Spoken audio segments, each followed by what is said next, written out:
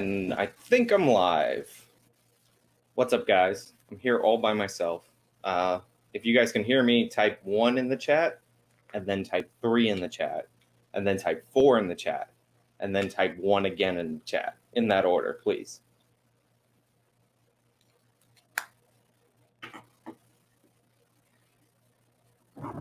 I don't think I'm hearable. Let me set this microphone up. Okay, there's 1. There's the 3s. All right, I think I got it. Somebody said I chickened out. Like, come on. What are we even talking about?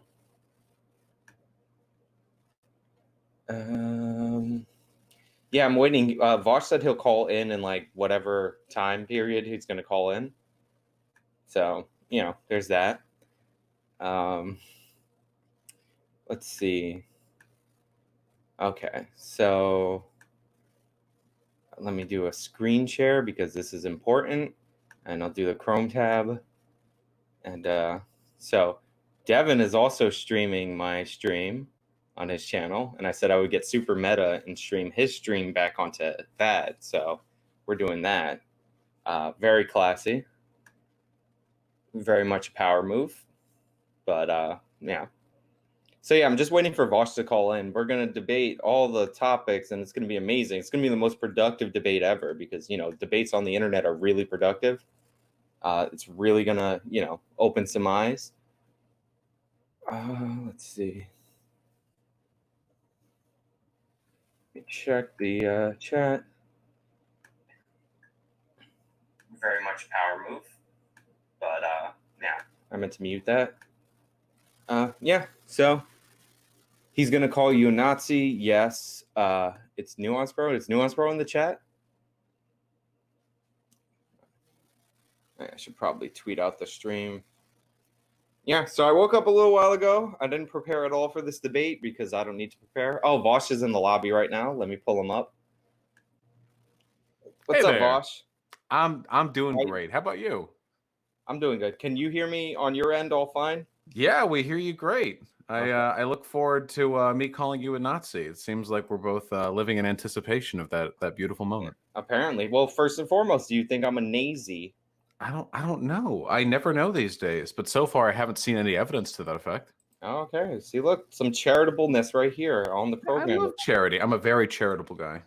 All right, so I'm going to go with the quick first off. So you did a video on Tim Pool. This is not related to a debate topic, but you did a video on Tim Pool with the Ahmed Arbery thing, and you mentioned my video in there. Did you watch my video before mentioning it, or not? I skimmed it a little bit. I have a pretty long watch list, so I skimmed over it pretty briefly. Okay, so you mentioned that I uploaded a video justifying that. If you watch that video, there's no way you could come to that conclusion. I'd say there was a little bit of water muddying there, because it seems to me, at least from my understanding of the case, there's no ambiguity whatsoever that them boys ought to be going to jail on murder 1 or at least murder 2. So I feel like a lot of the hand-wringing sometimes kind of lends people the impression there's more legal ambiguity than there actually is. Well, there is. That's what I covered, the law. They're not being charged with murder 1 even. They're being charged with felony murder because the assertion by the court is that the brandishing the guns would be considered a felony assault, and it's a death during the course of a felony assault. So that's a felony murder. That's why one, not just the shooter, but the father and then the other person are being charged with the murder because the argument is because they're complicit in what's taken place. Yeah. And basically, if there's no felony, if they deem that to be a legal stop, which, I don't. Which they can't do it. They could. I mean, the jury. Oh, I mean, they could, but legally they can't. In Georgia, what's the term? The law for citizens' arrests necessitates that the people conducting the arrest need to have actually witnessed the crime for which they would be arresting the other citizen. Okay. And since nobody actually watched Ahmaud Arbery commit any crimes, they had no legal justification for committing their stop. Oh, two things. One, that's not the case. That's the specific extra protection that's in Georgia law. There's common law around citizens' arrest that dates all the way back to England. And number 2, people did see him going into the construction site, which is not necessarily a felony, but it is an act of a crime. So they didn't see them go into the construction site, and the existence of common law dating back to England has nothing to do with the law in Georgia. Of course it does. Like, what do you No. think our legal system is based on? It's based on English common law. Yeah, that doesn't wait. Just because it's based on English common law doesn't mean that laws enforced by states don't take precedent over those. No, but it's like the stand your ground thing with the Tamir Rice. Not Tamir Rice, with Trayvon Martin, where the stand your ground law, which was not even applicable in that case, is just something that builds on a previously established precedent that is in Georgia. Which has nothing to do with Georgia's specific legal provisions for the extent to which you're allowed to commit a citizen's arrest. Of course it does, because the 2010 law that's under question is an extra protection on top of what citizens arrests were already allowed. Like, it's not something that is exclusionary. It's not a protection, it's a limitation. It's saying that you don't have a legal right to commit protection. It says you don't have a legal right to commit a citizen's arrest. Okay, I can't argue. Do you have like a legal degree? My background is in criminal justice. Okay. I've reviewed this pretty thoroughly just to make sure there's no henpecking on it. Like, if you're just going to outright deny the existence of this law and the effect that it has on the case. I'm not denying the existence of the law. I'm telling you what the purpose of the law was. Like, to limit. I don't think it meets, like I said in my video, I think that this doesn't meet the definition of what would be considered a legal stop under the fleeing felon standard. But the idea that they don't have a case to argue in court is ridiculous.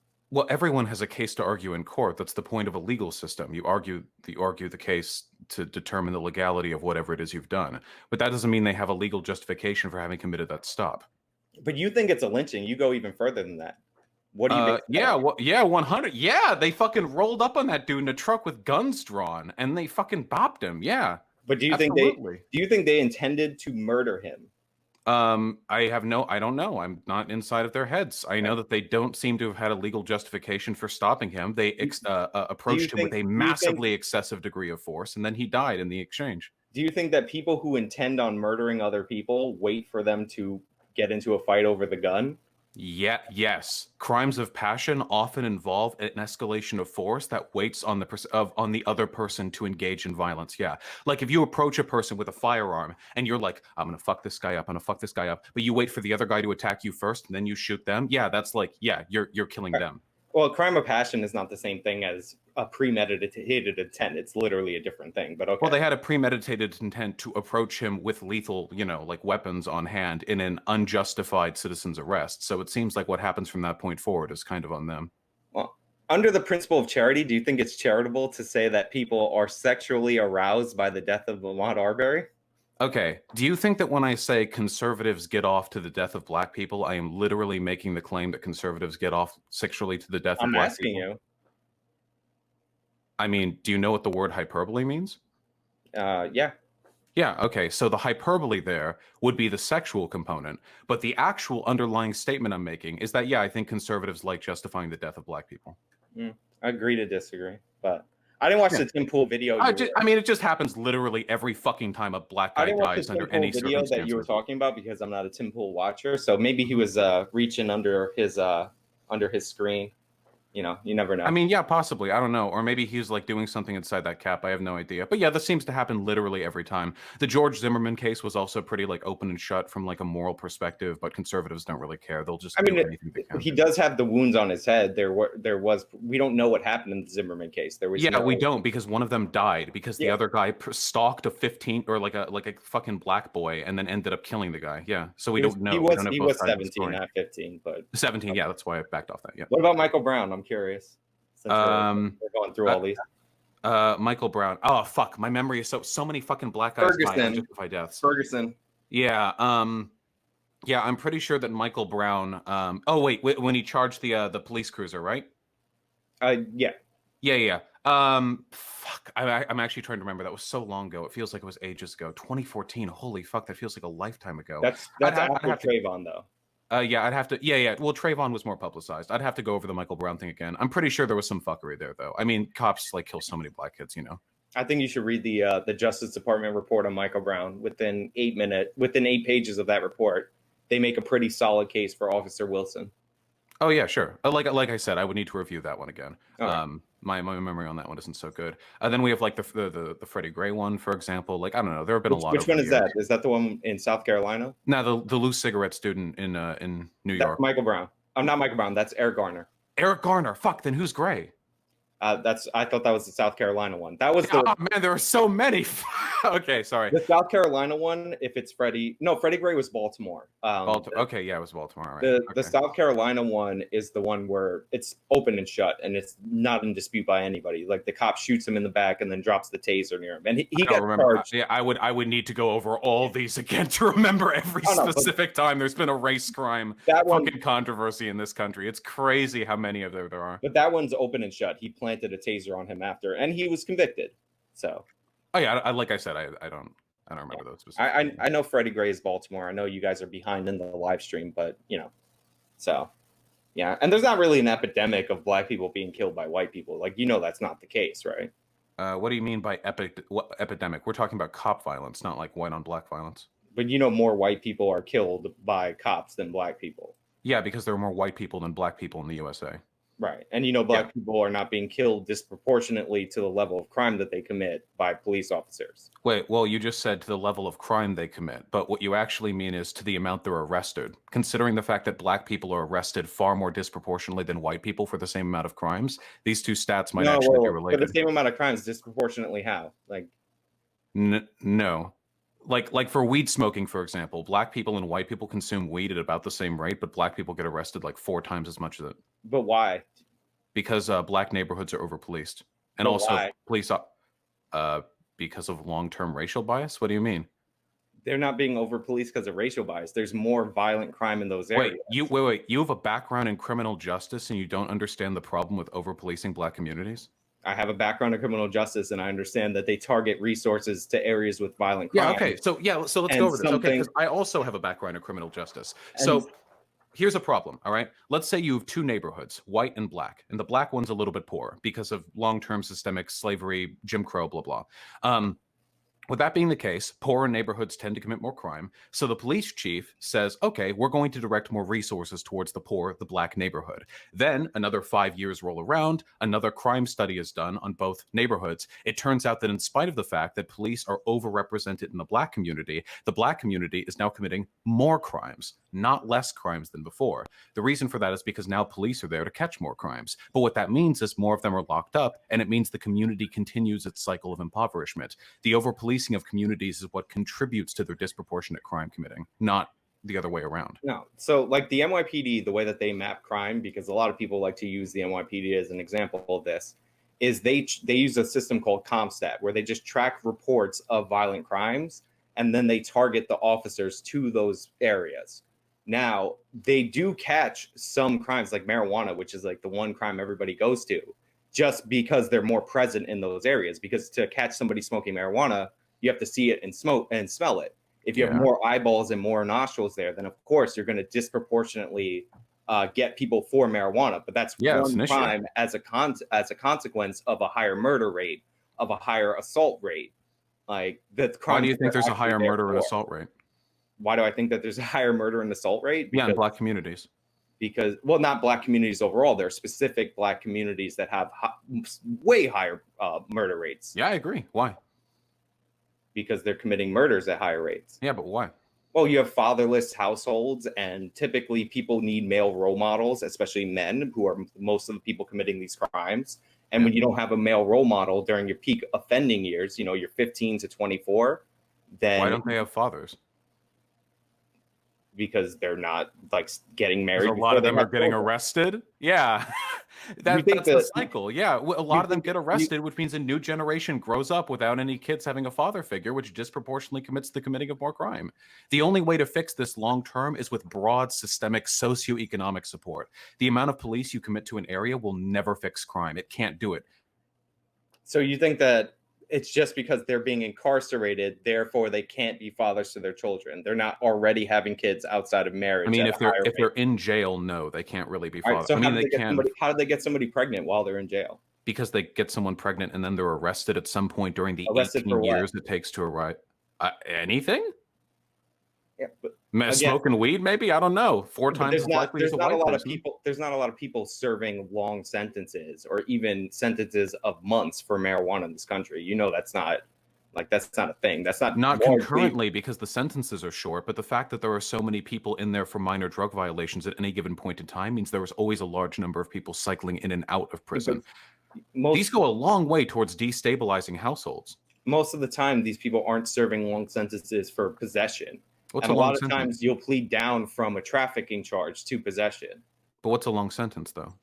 like a felony sentence, like more than a year, like the Dude, a long-term year in sentences that we see. prison? That means you get knocked off your job? That means you're going to be precluded from certain other I like said government more than a benefits? year. But like you're not serving any, like most of the time you get marijuana, you get probation. There are certain states where, That depends on your skin color sometimes. they A lot have of black folk in jail for having weed. for possession. No, a lot of them are pled down from other Yeah. crimes or Well, possession yeah, is because they attached get to something else. overcharged. Yeah, because they get charged for trafficking because they have like 2 dime bags on them. Yeah. They're not getting charged for trafficking for 2 dime bags. There's literally weight amounts in the trafficking statutes. You But no, actually that's can't do literally a that. cop tactic. You overcharge people for minor crimes so they feel they're in a position to plead down to something But that'll save them put in jail. there's actually a limit. It's not 2 dime bags. 2 dime bags is I know. not. Okay, that was hyperbole, yes, but for carrying like a fair amount, like $200 to $300 of weed, yeah. I mean that's what dealers typically carry. I literally bought $200 worth of weed like a month ago. I'm still going through the jar. Well, you live in California. It's legal. Yeah. So the difference is the state that I'm in, not the Yeah, actual I intent would. or morality of the I'm not action. against legalizing marijuana, but the reason they're getting arrested more for marijuana is they live in neighborhoods with higher rates of violent crime, Yeah. So which right. they're So the committed. over policing of these neighborhoods It's not leads to over other policing people. if you proportion your police force to the level of violent crime. Do Yeah, you but think then the other police? people get arrested disproportionate to other racial groups. Yeah. Do you think that police should not go to areas where there's more crime? Yes. Yeah, absolutely, because it perpetuates the cycle. Yeah. This is like socioeconomic like consensus. Yeah. Nobody in a criminal justice background, like anyone at least in my department when I went to university, would ever make the argument, "Oh, we just need to put more cops in that part." Like nobody would ever Should make there that be argument. less police in areas with more violent crime? I think we should keep it equal across the board, so none of the stats get disproportionately skewed against people who already have a socioeconomic like. So if there's no crime in an area, we should have the same level of patrol as an area where there's massive amounts of crime, like open gang warfare in the streets. I'm just curious. Yeah, because putting cops in areas with open gang warfare doesn't seem to address the long-term consequences of. First of all, there aren't very many parts of the country left that have open gang warfare. But the reason why the murder rate has gone down over the past 30 years isn't because we've been putting more police in poor areas. It's because the economy and other social factors have led to an improvement in these communities. I mean, there's not really a strong statistical explanation for the crime drop in the 90s. I mean, we could. Well, we know for a fact that it's not policing. People have made the argument that it's led.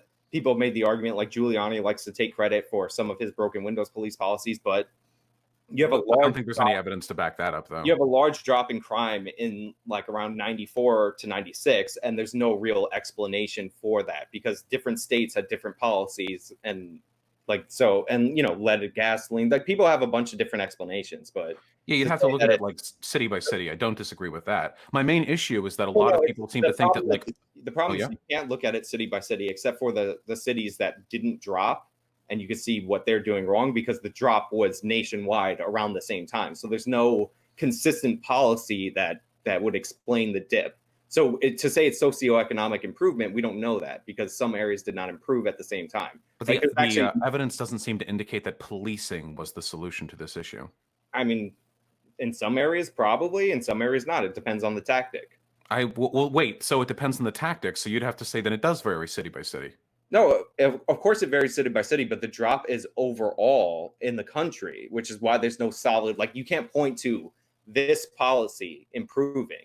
Like all you can look at is your outlier cities, your Detroit, your Baltimore, your Chicago, your St. Louis, the ones that didn't drop and try to explain why those didn't drop. Yeah, we could make an argument for that, but that would require like a city by city analysis. Maybe there was some sort of broad countrywide socioeconomic condition that led to a broader But that's drop in crime, that's but individual cities, by socioeconomic, I mean like literally anything that could contribute to a drop in crime, like anything from lead yeah. to I don't know, global climate change leading to everyone's heads being warmer, so they don't want to go outside and commit crime. I don't know. We I mean, could look at whatever data no, there no, is. there's actually more crime in the heat as opposed to the cold. But I like, know. I was my just point is yeah, there's giving an example. no solid explanation in terms of why the drop was nationwide. Like, people take credit, like the crime bill, although everybody runs away from the crime bill from the 90s. Yeah. Like, we did increase incarceration in the 90s, but it was also increased in the 80s, and that did not, crime peaked in the early 90s, so it's hard to, before the drop. So it's hard to explain exactly what it is. But Yeah, I guess we'll just have to look at it more. it's kind of a like, I studied this for years, and it's kind of Wait, you just said that we don't know. So wouldn't the argument be that we have to look like, it up more? there's no explanation in terms of one specific policy. Yeah, I never said there was one specific policy. The broader argument I'm making is that over policing doesn't decrease the total amount of crime because it leads to the perpetuation of certain conditions that Yeah, increase but crime in the long term. I would trade less murders for more petty arrests that people get tickets for. Like, I don't think policing violations. leads to less murders, though. I mean, there's less murders I mean, the murder rate has been going down, and if you're talking about shootings in the street, there are certain policing tactics that deter shootings. Like They had Operation Ceasefire in Massachusetts. In St. Louis, they had a policy that they only did for a couple months, and then they fucked it up, that I actually quite liked, where it's consent searches, where they would go to parents in these areas, and they would offer to search their kid's room to find a gun under the premise that they wouldn't charge them with it, but they would refer them to counseling. that doesn't seem like that does not seem like it would lead to like a nationwide decrease in crime. Would something that minor actually like significantly No, you're saying influence? policing doesn't lead to drops in crime. Policing is local, so I'm giving you local examples. Yeah, Like, okay. So wait, so let's department. back up because I feel like we're really in the weeds here. So from everything that I learned about socioeconomics and criminal justice, it just does not seem like the over policing Well, of poor communities. socioeconomics is not some. It's not. It's not even Socioeconomics that. is directly tied to It's criminality. not a strong correlation between crime. Wait, poor people commit massively more Yeah, crime than poor wealthy people commit more crimes, but poor people don't commit the same amount of crimes depending on city, depending on demographics. Wait. Why? I don't know why you're conflating the data here. Yeah, socioeconomics is relevant because poverty is an indicator of crime. There's a comorbidity there. So yeah, there's like obviously a relationship between these factors. No, there's a correlation, but it's not as strong. That's a relationship. It's a pretty strong Yeah. Income inequality is one of the greatest predictors of criminality. Most of the violent crime that takes place in this country is in very black, very poor inner city areas that are still mostly affected by the war on drugs. These are socioeconomic factors. No, there are plenty of poor communities that don't commit anywhere near the level of crime as your poor black Due to what? Due to what? Why? Differences in, like, they might have more stable households. Like, that's a socioeconomic condition. But I mean, if you're just going to categorize everything in terms of socioeconomics, society and economics, I mean, everything that fits under there. There are some people who will have, like, poor Asians don't commit as much crime as poor Hispanics.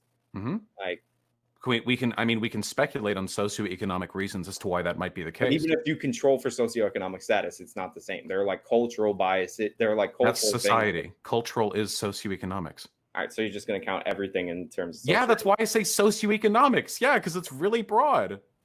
Yeah, of course. But the thing is, if there's a socioeconomic condition that contributes to a disproportionate amount of crime being committed, that means there's something we can do to fix it. The reasons why Hispanics commit crimes at the rate they do, by the way, Hispanic immigrants commit less crime than native, like domestic Americans do.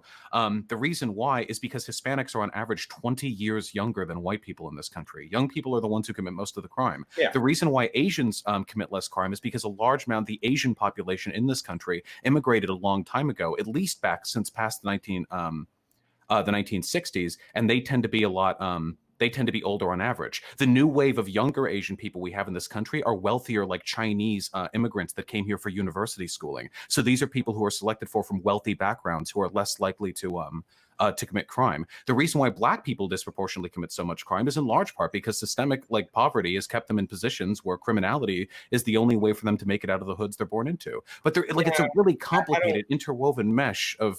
I don't think systemic poverty leads to an incentivized to commit sexual assault at the rates that sexual assault is being committed in the black community. Like, Sure it does. Yeah, 100%. Absolutely. Yeah. Because if you're poor, you're more likely to have a poor upbringing, which means there's more likely to be lead in the paint of your walls, which means it's more likely that you didn't have both parents around to raise you. These are all comorbid with antisocial personality disorder. Therefore, you commit sexual assault more because you had lead paint in your walls? Being raised poorly and having brain damage? Yeah, 100%. Yeah.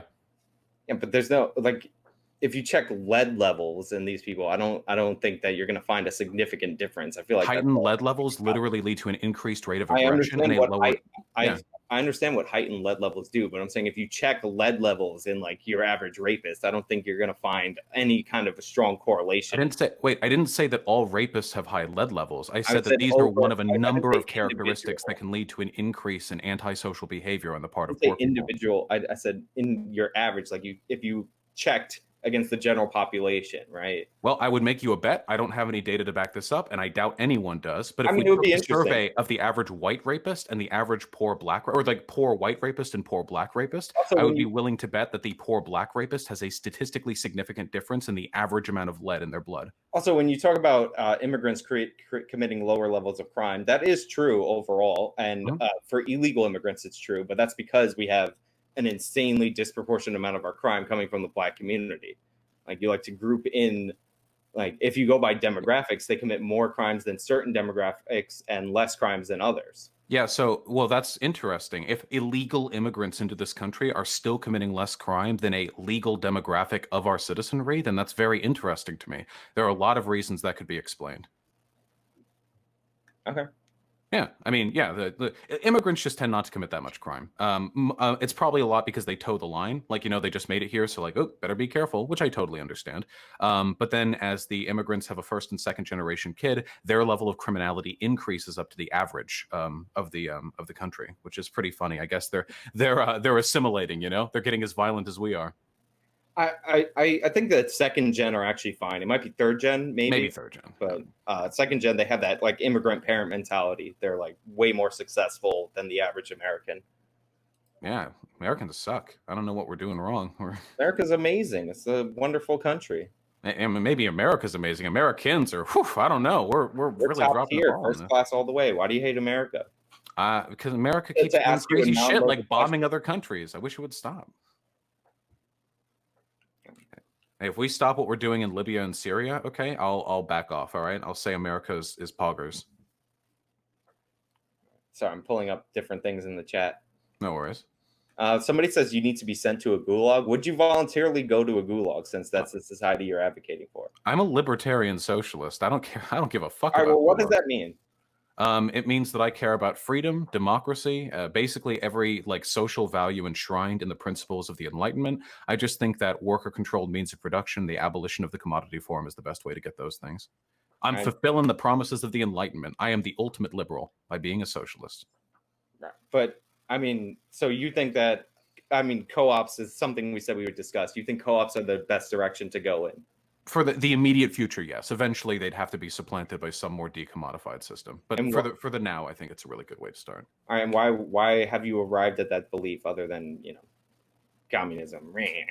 Well, there are a ton of reasons. Communism is one of them, maybe, but I do think it is fundamentally immoral that most people's workplaces are fundamentally dictatorial. I don't like that. I think that's unethical. For a society that prides itself on democracy, the fact that most people will spend their lives under the heel of a boss is pretty disgusting to me. Additionally, I think it would do a lot to de-emphasize the extent to which wealthy people disproportionately affect our democracy, because there would no longer be it would no longer be possible for an individual to accumulate a massive amount of capital on their own. So those are the two like main factors. But you choose to work for somebody in order to get a secure paycheck rather than start your own business. I mean, you have your own business, obviously. Both of us do. We run our channels like a business to a certain extent. But you choose to work for another person in exchange for the security of a paycheck that you would not get had you decided to start out on your own. That's the trade that everybody makes voluntarily when they work for somebody, like work for a boss. Yeah, that trade existed under feudalism too. You had the choice to live on your land and procure crops for your land, your lord, or you could go run off and be a hunter on your own or something. But just because we have a choice to participate in the I mean, that's a system doesn't different mean, system that doesn't recognize the individual property rights oh, that I we don't have give a today. fuck about individual property rights. But I mean, fundamentally, the you don't fact that you care choose to participate in until society doesn't somebody mean tries to society is ethical. you Huh? don't care until somebody tries to take some of your property. So you don't That's care well, about that's my individual personal property. property, not my private property. It is there's no distinction between personal property and private property. Yeah, You sure there literally is. Do you want to made talk that up. about it? Like there's no distinction between the two. But Yeah, yeah, there absolutely there so why 100% is. Yeah. so at what level would it be acceptable? Like, because this is something brought up in my video, but you were saying that I misrepresented your position, but I got it from the Molyneux debate that you had, where you said that you would be allowed to own something individually, contract labor out, but only when you get to a certain size would you like enforce a worker co-op situation. So what level of a company would be the point where you would force it to be a worker co-op? It's something that I would Or want do I have you studies mistaken? it's something that I would want studies done on because I feel like it's an arbitrary line no matter what. Is it 2 people, 3 people? How much yearly income? I'm not sure. If for the sake of argument, we can say like 5 people. Any company larger than 5 people should probably be a worker co-op because I recognize that very small companies there's probably an economic benefit to sole proprietorship and to traditionally owned firms for very, very, very small companies. My main issue is with like the majority of like the businesses in America, I guess. And we can hash out the fine details when we have more research or evidence to decide where exactly we should draw that line. All right, I have to ask you this question. How many people do you have editing videos for you? None. I edit every one of my own videos. Oh, you don't? I thought you contract out for somebody to edit and upload for you. I did a few times, but then I preferred to have complete control over my own productive labor. So I do I all would my own work now. I would definitely do that. You stream for like 57 hours a day, something like that. You should I probably get somebody. I find a lot of I got a lot of time on my hands. You know, I'm a But zoomer. maximum at peak, you would have maybe one, maybe two people contracting out from you at the same time. Probably, I would never make an argument that somebody with an outfit of my size would have morally to be a worker co-op because I think there's room for what's that term? Contracting as well in a worker co-op society. The contractor should just have their own co-op. But there are startups that start up at 5. You know, they're not worker co-ops. It's just 5 people coming together to start a business, and eventually they go on to employ more people. Like that cutoff is very narrow. Yeah, well, maybe we can make it like 6 people. Yeah, but hey, like if like a dozen people want to get together and start a company, like fuck yeah, that should be a worker co-op. You kidding me? What? Because one person came into that interaction with more money? What makes you think that this model would be more successful? Evidence that I have seems to indicate that worker co-ops lead to a much greater average level of worker happiness. They tend to resist price shocks more. They tend to weather depressions more, and they tend to be better at long-term decision making because the people who are working for that co-op are working towards their own invested self-interest rather than the company being directed in the interests of the CEO who might bail ship in 5 or 10 years. Well, why do you think so? The explanation you gave is due in large part to worker co-ops that are started in our current system right now, because you can form a worker co-op now. And this is the idea of the reason that they're probably a little bit more resilient once they're up and running is because the individuals in the startup phase invested their own capital into the company. So these are people who have their skin on the line. Like if you convert a company that already exists into a worker co-op when people did not invest into that, you might not have the same outcome. That's possible. I think there should probably be a long transitionary period. We couldn't like snap our fingers or anything. Ideally, it would be like over maybe 10 or 15 years, we would have increasing levels of like worker involvement in the corporation until we have like eventual cutting off point, like, okay, it's time. Goodbye, CEO, you know? But it would be like a transitionary process. But hey, I mean, we got rid of slavery and that ended up making a fuck ton of private capital owners angry. You know? Slavery is involuntary. It involves forcing people into labor situations. So is our system. We just get to choose who our slave master is, and we get treated a little bit better. But apart from that, it's still it's wage our slavery. system is not involuntary. I didn't want to. Before I started this channel, I worked for a place, and I didn't like working for the place. So I'm like, you know what? I'm gonna take the risk, go out on my own, and see if I can make money that way. and it turned out pretty all right. Yeah, but So, most people can't do that. Like, not everyone can just start a business, well, you that know? is true. I do have a 10,000 IQ, so it's like, Yeah, it's true. Not everyone has a 10,000 IQ. Some people hit off at like 9,100 or so. And for them, like, they have to spend their entire lives working underneath somebody else. I think it's really fucked up. Like, yeah, but that's again, like day-to-day life for most people. they trade their independence for lower risk. You take a higher risk and you succeed, you get a higher reward. That Like is true, but it's still considering worker co-ops voluntary. have higher levels of price shock resistance and fare better in depressions, I think that the risk will be offset with a broader social adoption of worker co-ops, Well, meaning you get a higher reward with no higher risk. but again, this is due to the larger initial investment from the participants. So they're just acting as the person who is the boss in that scenario. It's like saying that studies show that people who have similar educations, like college educations, are better when they get married, right? Mhm.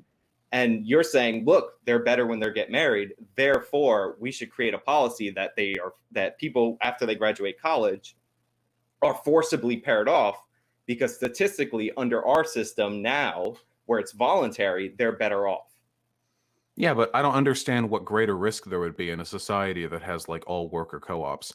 I mean, Well, like you are responsible like very directly for the well-being of the company because you work there and you own a share of that yeah, company. But even if you just work for a traditionally owned firm, I mean, if that firm goes under, you can be fired. If they decide to downsize, you can be fired. If they you don't decide they don't want to pay you as much, they can cut your wages. Like there are tons of things that can you happen don't have even in a you normal don't have the system. same level of investment and the same level of risk in that situation. What's the different level of risk though? If you get fired, theoretically, you could just get another job. Like if you work for Walmart, theoretically, you could get fired and go get a job at Target, and you haven't lost your life savings. If you start a worker co-op and you invest your life savings into it, this is why a lot of people don't. Oh, I wouldn't expect the average person to invest anything in the place that they work at. Ideally, initial Trying to investment convert, should be done. but that's Huh? because you're trying to convert. That's because you're trying to convert pre-existing businesses into worker co-ops. Well, sure, but it would be done in a transitionary period. Like the investment in the company doesn't come from the individual wealth of the people who work there. It comes from the revenue generated by that business. So what everyone would do is they would collectively, well, you would collectively agree. Like say you have 10 people who work at a co-op and you're like, okay, we make $250,000 every year. All right. So that's $25,000 for every person. And we set aside 10% of that towards the actual growth of the company. So that's, $2,200 or $22,500 for every person. And the rest of it gets rolled into like investment in the company. Ideally, they'd have higher margins than that, but still. No, I understand, but for startup, you would have to, either secure an investment through a loan, or you would have to have people put up their own money in the company. Like this is what we already went over. That obviously converting and by the way, if people want to start a worker co-op, like if you wanted to do it, like the Vaush co-op, like with a bunch of your like spazzy communist friends, you could go do that. I don't know what you would sell, probably like I don't know, whatever beard trimmers. But if you wanted to do that in a soap. co-op format, you could do that. You can do that under a free market capitalist system because Yeah, sure. You could create a private firm back when America was a slave state as well. I don't know if that speaks much to the. But you keep bringing up slavery, but there's a difference between a voluntary transaction. Like you understand this, right? Like this is. Oh no, I don't. Like that's why we call it wage slavery, because in a wage slave system, which is what we have today, you don't really have a choice. You have to work. Some people get to escape that by making their own businesses. Most people, the vast majority, will spend their entire lives clamoring for scraps from people significantly wealthier than them. I don't like that very much. I don't think it's ethical. I mean, again, so you're not delineating between like kidnapping people and bringing them and forcing them to work, and people choosing where they would want to work and having the option to get educated in a certain area and being allowed to specialize in something that they voluntarily choose. Well, in both cases, you have no choice but to work. You just get to choose. No, your I mean slave you could master live off of somebody, like you could Right. These are very marginal options. Now, I'm not saying they are exactly the same. That's why I'm calling it wage slavery and not chattel slavery. But I think that fundamentally they're unethical in similar ways. They don't lend the individual the meaningful option to control the product of their labor. It means that there's no choice but to submit yourself to an authority figure in order to survive. I think that's pretty fucked up. I like democracy. You could always start your own business, and again, democracy. Right, I said, but again, these are marginal democracy options. is fine in limited aspects in government, but that doesn't mean everything should be democratic. Like sometimes. Oh wait, I love democracy. Hey, it leads to workers being happier. I love workers being happier. So yeah, worker co-op. it may lead to workers being happier in a certain scenario today where those companies are rare and people who really want to start co-ops actually start them under our system. But just because, again, like my marriage example, just because people who are college graduates might be happier in their marriage overall, that doesn't mean if you forcibly pair them off with other college graduates, you're going to get the same outcome. You understand that there's a difference between. So you're arguing that like companies that have hundreds of thousands of employees wouldn't transition well to worker cooperatives? Possibly not. Like if you had to have something if you had to put something at stake in a company and you're not willing to do that, you're just comfortable. Well, you're only putting something at stake if you're forming a company as a co-op. If you're not forming it, if you're just taking one anew, you're only taking advantage of the assets that are already a part of that business. And it's not like all like part of the reason people are happier in worker co-ops is because it ends up leading to I think it's called Taylorism. Like that happened in one of the largest co-ops in Spain. Like they had a section of it, which was a manufacturing section, where it ended up filing for bankruptcy because all the people who collectively own this got together and thought it would be a really good idea to only get people in their family jobs at this portion of the company. I don't think that's representative of the massive statistical difference between the happiness of traditional firm workers and worker co-op workers.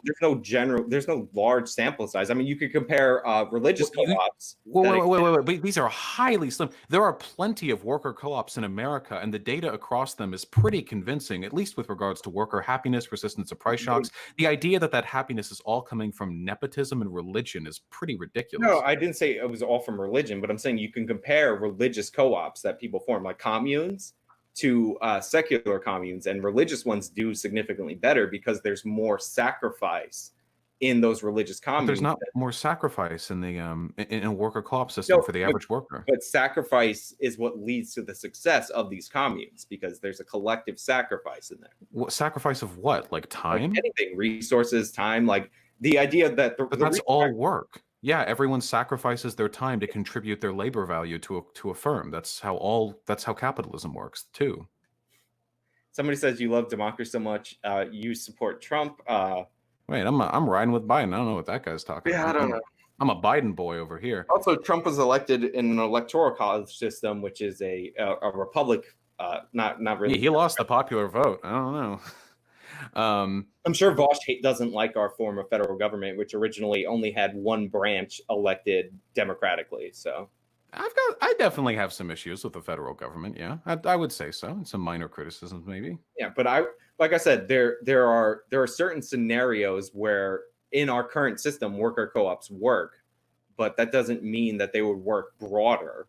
Well, then we'd have to explore, right? We would work up and we'd see, okay, do worker co-ops work with 100 employees? The data seems to suggest they do. What about 500? What about 10,000? You have a very limited sample size by comparison. And again, you could start your worker co-ops now under a market system. What you're trying to do is change our system and force people into these situations that don't want to be there. So you have a selection bias in the examples that you're using because these people chose to form worker co-ops. Are you making the argument that like if we had worker co-ops across the board, the people who are used to living in an autocratic workplace will be like, no, I miss having no choice in what I do every day. I miss the boss telling me what to do. I don't accept your premise that there's no choice in what they do. Like you choose to take a job but fundamentally the argument you're making, I don't think naturally follows from the data. So we know that there are worker co-ops all over the world, and the data for all of them seems to be fairly positive. Now, you can make the argument that massive corporations wouldn't transition well into worker co-ops, and that's an argument I'm willing to hear out, but then we could look at other options like fragmented co-ops, or we could talk about decommodification, just have the state take over them. All of these are viable options, especially for utilities. I mean, get like the electricity and like plumbing under heel. I think that'd be acceptable. And if we do that, then I think eventually we'll find a nice like threshold where we recognize like, okay, worker co-ops are effectively functional up to here. What if we had like syndicates of collections of co-ops that broadly like work together towards a common goal? There are many ways to address these potential issues, but all of them serve the broader goal of getting rid of traditionally owned firms, which I maintain are fundamentally unethical. There's nothing unethical about a place that you voluntarily work at, but can I ask you really quickly a question? Really quickly. I did this one with Adam Kokesh, okay? If you are on a biplane or like an air light or something like that with another person, and you both crash land on a deserted island, okay, right in the middle of the ocean, all right, and you get knocked out by the impact, and when you wake up, the other guy, the friend of yours, has all the coconuts, has gathered all the coconuts, and he's like, I now have all the coconuts on this island. There are no other food source. I will happily share them with you if you suck my dick. Do you consider that choice to suck his dick an ethical, or like a voluntary decision on your part, or do you think there might be implicitly coercive factors there that force your hand and make it not voluntary? I mean, that's not this. That's not in any way a comparable analogy. Wait, but what about this analogy? That's what I just said. It's not in any way comparable. Well, but what about it? Do you think it's voluntary or desert island? By the way, Stephen Michael Davis says, if you like democracy so much, why don't you marry it? I'm working on it. Okay, the filing is in the court. That's not a comparable analogy. But is it? Would you consider that voluntary? It's not a comparable analogy. Would you wait? Okay, so I'm going to assume by your unwillingness to answer that the answer is no. You don't consider that voluntary. So you still have an option in that situation. So so you do think it's voluntary? In its most primitive sense, it is voluntary. Like, okay, then I would argue that voluntarism in the presence of coercive factors isn't really a voluntary choice, because your real choices there are to suck dick or to die. And in our system, your choices are to sell your labor to a capitalist or to live at the very baseline subsistence level, or start your own business, which again is not viable Hey, if you start your own business, other people then have to work for you for your business to work. You perpetuate the system of inequality. They choose to work. Okay, wait. I can't. Wait. We need to hammer out on this. Okay, so I would argue it's not voluntary if you don't really have a choice, or if you suffer great harm if you don't make like the one choice you have to make. So in our society, you have to work, or you live a baseline subsistence level of existence. Some people can start businesses, but if they do, they're only creating a position where other people have to work for you. This is a system which mandates that 95% or more of the population must force themselves into an exchange for their labor, which is not actually voluntary. I think that's pretty unethical, in my humble opinion. But you're literally trying to force people into involuntary relationships with one another. Like, that's what you're calling. Wait. I'm not trying to force people to get together. I'm just trying to change the unethical. What does that mean? That would be like taking a rape victim away from their abuser and saying, now you're forcing them to live without rape. Like, yeah, I'm trying to put them in a society where they can make meaningful choices. Your system is more your system is more analogous to rape than the system I'm proposing. How? The average person has a much greater degree of control. You're removing the option for consent. How? Because what if I don't want to work for a worker co-op? What if I don't want to give up my business? Then what happens? Then you can have a I'm sorry. I don't care about private capital. So again, I don't think that's something you have entitlement to. What about your slaves? Somebody might ask. 150 again, slavery is involuntary. We just established this is involuntary. I understand that I don't think we're gonna get anywhere with this one. I understand that you can't understand this delineation, but there's a difference between I go apply for a job, I decide to work for this wage, and then I go home at the end of the day, versus somebody literally. People don't want to work for a wage. People just want the wage. Nobody likes working. No, people get fulfillment from work. What are you talking about? Wait, then they get fulfillment from the labor, not from the process of selling that labor to a capitalist. If they could, most of those people who enjoy the work they do would rather be able to do that as a sole proprietor. The people who enjoy the work they do don't like the fact that they're being put under the heel of someone more powerful than them. They like the actual labor they're doing. They can keep doing that. They just don't have to live under a dictatorial system. A lot of people like the security of knowing that they're going to get paid for as long as the company is running, whether or not have a higher degree of security and job protectionism than. Are you going to deny the fact that there are a way larger number of traditional firms than worker co-ops? Right. Yeah, of course there are. Yeah. Okay. Like, let's, by an order of magnitude, way more traditionally started businesses than worker co-ops. Yeah. And all right, so if there were comparable worker co-ops, do you think that the limited data that we have now would assure us the same level of success compared to traditional firms? Or do you think that there is room for that number to go down, because we're talking about an incredibly small sample size compared to an incredibly large sample size. We're talking about tens of thousands of worker co-ops here. Of course, there's room for the data to change, but I don't think there's any evidence to suggest that it will. I'm not going to like hinge my ideological predilections on the idea that maybe a huge preponderance of data is going to like randomly change if we start implementing things that seem to be across the board better. So why are you making the case if you don't care if they're more successful when they expand it out more? But so why are you making I do care. I'm saying that I'm not going to let some random like assertion change my belief that something that seems to be better is better. Like, well, what if it stops being better in 10 years? Like, I don't know, maybe, but right now it's better, so I'll push for it. But I mean, it just looks better because it's a smaller sample size. Tens of thousands. Just because it's a smaller sample size doesn't mean that the data on it is invalid. We're not talking about like 100 people across the US. I'm not saying that it's completely invalid, but it's like not that much of a difference. You would have to make a statistical argument for the reasons why it would decrease and the fact that it would decrease below the average level of worker satisfaction for traditional firms. Worker co-ops are voluntary compared to what you're advocating. Yeah, that's an assertion, but that's not the same thing as a statistical justification of your argument. You would have to actually like get the data together and find like, oh, well, back in 1962, there were fewer worker co-ops and they had a higher general rate of worker satisfaction. But now, 50 years later, there are more of them and there's less of that. Like, if you could make that argument, I would take it seriously. Like, I'm happy to look at the data. But right now, this is just conjecture. Well, I just pointed out that if the like your argument doesn't really hinge on the statistics, you're making a moral argument. Like I am making a moral argument, but I'm also making a statistical one at the moment because it's a small sample size. Well, sure, yeah, but I wouldn't be making the moral argument if the stats changed. If workers were less happy in a worker co-op, I wouldn't be arguing it's moral to put them in that position. I would say that apparently the increased level of freedom isn't doing much to make them happier, so I couldn't really defend that, like, tenably.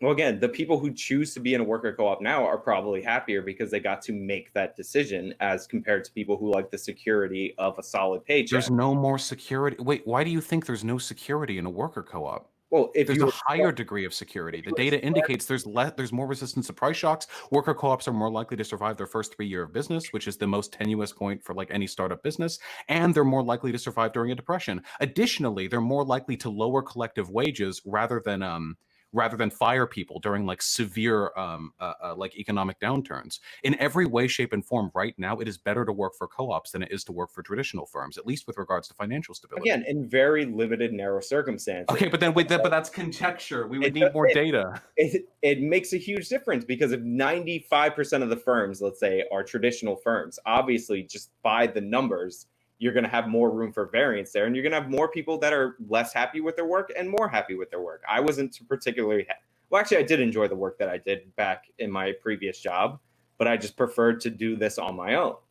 Like, you're going to have people who yeah, people like having control over their labor production. I agree. People seem to really, really like that.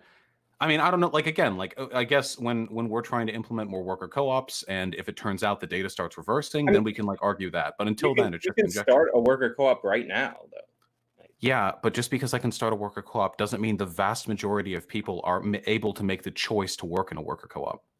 And that doesn't mean they have access to the information necessary to know whether or not that's a better choice. Sure they can. You could choose to work in a worker co-op if you get hired. As long as but there aren't that many of them, and there are like 320 million people in this country. So there's like a limited sample size? Is that what you're trying to say? There's a limited sample size of everything on Earth because we don't live in an infinity loop. What are you talking about? Do you think that disproves like existing data? I didn't say it disproves. I just said it's like incomplete data. Just because, but that's if the only argument you have against what I have to say is, well, we don't have enough data. The data might change. Then, like, I don't know what to say. Like, sure, data can always change. Yeah. There's 2 points. The first one is that it's a very limited sample size, and it's again, tens of thousands of businesses done in multiple countries over decades. These are voluntarily formed worker co-ops that you're comparing to forcibly converted or forcibly. You're comparing it to forcibly converted worker co-ops that don't really exist. And you're saying that just because... Do you have any data on forcibly converted co-ops being less amicable towards the health and happiness of workers than traditionally formed worker co-ops? Well, I don't... profitability, and there's different things that matter more than the average. If you poll somebody and ask them how they feel about their work, that doesn't make the business more viable. And that doesn't, again... Do you have any data on how... Wait, well, we were arguing about worker happiness. Do you have any data on it being less economically effective? that doesn't again excuse the subjugation of private property rights. So wait, you can't wait. This is what I mean. You keep pivoting. You argue like, well, we don't know if people make the choice, to, well, I don't know if it'll be as profitable, to, well, I don't know if it's ethical to do this. You keep moving from point to point, but we know you have no data on this, because if you did, I would have read it already. So all there is to say on this is right now the data supports my case, and if the data changes in the future, then we can make arguments from there. But we're not talking about that much of a difference. Like, we're talking when it comes to the stats I've listed, there's a significant difference. Yeah, the 5-year survival rate in Canada is like 62% to 44%, and that's a huge. Wait, that's a 50% increase. There are significant amounts of traditionally held firms. That's not 50%, by the way. Check your math. 44 to 62. Yeah, that'd be about like 44%, right, or like 45%.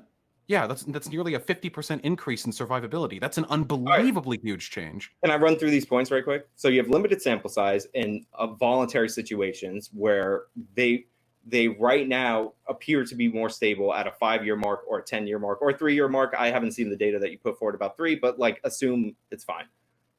Then you have private property rights that have to be subjected to these people in your involuntary system, because again, you're not saying we should form more worker co-ops right now, because then we wouldn't have anything to disagree on. What you're saying is we should forcibly convert companies to worker co-ops because you think that a voluntary system is involuntary just because you say so. Because people, I mean, I've made all my arguments. You can uncharitably interpret them however you like. I mean, if you want me to repeat the coconut dick sucking example, I can. I feel like it's a pretty decent example, like when it comes to coercion influencing the voluntary nature of interactions. Again, you're not on the. Again, you're keep seething. What the fuck? All right, sorry, got distracted by the chat. Again, you picked a very narrow analogy, but you still haven't you also base your argument on the idea that there's no difference between selling your labor voluntarily, or there's marginal difference between selling your labor voluntarily and a system where you are forcibly enslaved and forced to turn over your labor. But it isn't voluntary. That was the coconut dick sucking example. If there's coercion, if selling your labor is the only alternative to a subsistent life, then it's not really voluntary. In that analogy, like we can go over your stupid analogy if you want to. Do you want to go over it again? We can go over it again. But my point is that is not analogous to our current society right now. Okay, so we can go over it one more time. Like, okay. If we're going to make stupid analogies, it's like, oh, sure, you could build a boat with the trees that the coconuts came from. That's not how analogies work. Analogies don't usually leave room for like a single paradigm. You don't really like leave open options for. Yeah, I understand that, but ignoring. Okay, well, we can go over one more time. Okay, so faith make a scenario where there are more options than you've put forward. Like, keep in mind, I'm talking about an incredibly narrow scenario. That's the majority of the people to our current society in the country. So I'm talking about the well-being of the majority of the people in this country. Obviously, there are individuals who can win the lottery, luck out on inheritance, start their own business, go skydiving and end up landing in some lost Mesopotamian like artifact chamber where they discover like the husk of Vuvutema, which they can sell for billions. I don't know. There's always an option. But for the majority of people in this country, you have to work, especially if you want to raise kids. If you want to talk about the well-being of the majority of people in society, all you have to do is compare societies that recognize private property rights to. So wait, this is a massive pivot right now. This is a huge pivot. How is it a massive pivot? So, because I am trying to establish an analogy, and you are diving off to a completely different. Rights correlate with increased living standards more than any other factor. Are you insane? So did monarchy back 1,000 years ago, or so did constitutional monarchy over absolute monarchy, but we still move past that system as well. This is bro, are you okay? That's incredibly. Are your heels okay? Are you scraping those calluses off? Because you're pivoting like a fucking top tier basketball player right now. Let's stick with the actual analogy, okay? Hold on. Whoa, wait. I don't know why I can't finish this. So we're talking about the vast majority of people in this country. The vast majority of them have to work, especially if they want kids. If you just want to live in your basement and smoke pot all day in a rent-controlled $400 a month apartment, I guess you can do that without working, but it's a really shitty life, okay? So most everyone has to work. So if you have to do something to survive, it's not really voluntary. Just like if you have to suck cock to get coconuts that you need to live, you're not really voluntarily sucking the cock. You're just being subjected to a coercive force. Much in the same way, if somebody held a gun to my head and they were like, hey, jerk off in front of me right now or I'll pull the trigger, I could technically choose to just take the bullet to my brain, but I would still argue that if I did masturbate, it wasn't really a voluntary choice. So that's how I feel about private privately owned firms right now. With regards to how unfair it is that the millions and billions of dollars or assets are being taken away from stockholders, I don't really care. A fuck ton of money was taken away from slave owners. I'm sure we could find a way to compensate, like the stockholders, for the the wealth and the assets that they lose when these things are transitioned into worker co-ops. And there we go. Ethical problem superseded. Ethics, nailed down. Now it's just a matter of improving the country. Yeah. Anyway, so like I was saying, you compared the improvement of people's lives during monarchy, but most people you're going to ignore all of that. Do you want to skip to a topic you know a little bit more about? People keep interrupting me. That's real nice. So 95% of the people lived in what we would classify extreme poverty all the way up until the 1800s. And then all of a sudden we started recognizing private property rights, and all of a sudden people's standard of living all of a sudden rose. I wonder how that works. And you could still track countries that don't recognize private property rights and compare them to countries that do. And the strength of people's private property rights somehow correlate with higher standards of living. I wonder how that works. Damn, it's almost like capitalism necessitates the existence of private property rights, and capitalism is a necessary economic step on the way towards socialism.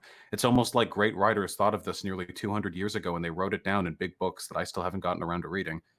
This is not the gotcha that you think it is. Do you want to move to a topic you're a little more knowledgeable about? Because I feel like I've demonstrated you're trying to deflect off of it. Like you can't argue I'm deflecting. Wait, do you really want me to school you on like how broad like anthropology and history and talk about how your pivot right there was insane? Do you really want to go into that? First of all, I didn't pivot. You're the one who brought up I want to talk about what's better for the majority of people. Would you argue that since the recognition of private property rights, the majority of people have not been lifted out of poverty in the world? This is a completely unrelated argument to the extent to which the replacement of traditionally owned firms with worker cooperatives would be beneficial. Obviously, the introduction of private property rights has been largely beneficial to the development of the rest of the world. I've never argued against that, but that has nothing to do with conversations as to whether or not you are arguing against it. You say, I don't care about private property. I want to get rid of private property for forced worker co-ops. That's the whole argument. Yeah, because then we move towards a system that is better than the one we currently have. That way, everyone has a share in the place that they work at. But people don't want that. Like a lot of people don't want to have their. I'm sorry. Do you have any data on how many workers in this country are like attached to the idea of selling their labor to a capitalist? Can I see some data on that? People sell their labor voluntarily. People don't want. We've gone over this. Okay, can we move to another point? I can't run in circles with you forever. Okay, I'm getting old. Capital in their own business. I'm getting old. I'm getting tired. I've addressed all of these points. Do we want to move to the next one? A lot of people trade for the secure paycheck that they get if it's no more secure under a traditionally owned firm than in a worker co-op, and the data suggests the worker co-ops actually have more secure wages if you have the same investment. Like if this people are just typing about coconut dick sucking in the chat. Yeah, I know. It's a very evocative analogy. But I mean, it's a ridiculous analogy, but it is perfectly analogous to what we were talking about right now. Okay, wait. Maybe I can. Okay, one more time. Do you agree that if there is a coercive incentive to do a thing, your decision to do that thing isn't meaningfully voluntary? It depends on the incentive. If it's force, like a gun to your head, then that's not voluntary. But what about poverty or do the thing? Is doing the thing then a choice? No, if you have a list of options and you have one that's your least bad option, that's still an option. So okay, again, poverty or doing a thing. Is it truly voluntary to pick that thing? Yes, it is voluntary. Okay, all right, then that's the difference. Then that's the difference between you and me. I actually care about freedom. You care about suppressing it to defend your personally favorite economic system. That's the difference between you and me. It's not suppressing. You're literally arguing coercion isn't relevant to determining how voluntary an interaction is. That's insane to me. That argument. There's actual coercion, and then what you're qualifying as coercion, which that's okay. Well, I just like the idea of a society where people actually have choices in what they do with their lives and aren't forced into it. But that's okay. I mean, I care about freedom. If you're like in a third world country and they open up a factory, and the factory in that country is not, it's not the best place of all time, but you have to choose between hard labor on a farm and slightly less difficult labor in that factory for a higher wage. Yes, that's coercive. That is a choice. And it's a coerced choice. Yes, that's coercive. And it's that kind of choice that allows people to lift themselves out of poverty. Yeah, it is a coercive choice that people can be led into to lift themselves out of poverty. Yes. Yeah, there's no coercion there. There's no force. If you're talking about forcing voluntary, done, given, or acting of one's own free will. So let's look up of free will. The power of acting without the constraint or necessity of fate, the ability to act at one's own discretion. Does it sound like you have an ability to act at one's own discretion if Yes, poverty is the yes. alternative? Oh, okay. I guess I don't know. You can choose I to live like in good things and I poverty. dislike bad things. I don't know. You can choose to live in poverty. Yeah, okay. That is a You realize I don't know if you think like you're coming off good here, but you're choice. literally justifying tyranny I'm because not. you don't like the There's idea of nothing. critiquing First private of all, property. you're advocating for tyranny. You're the one who's advocating for a forcible system Yeah, that like getting rid of slavery. private Yeah. property rights, which is the foundation of Wait, liberty. wait. How's it tyranny? The people would vote on it democratically. What are you talking about? The tyranny of the majority. Who says that? Wait, the tyranny. Wait, so Who says wait. because people Laws vote passed on by it, the that makes government it are the inherently tyranny of the moral? majority?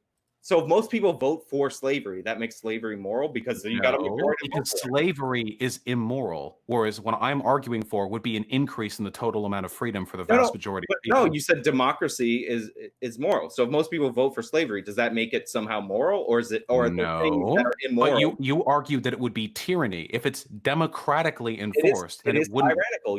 You are taking away So the any right law of is tyrannical. individual subject. What about business regulations? Is that tyrannical because the It majority is forcing something? depends on the regulation, but Whoa, wait, hold on. Let's run this down because now I feel like you're in a very strange position. a lot of Is every single regulation tyrannical because that's the majority using their democratic apparatus to enforce their will on a relative minority?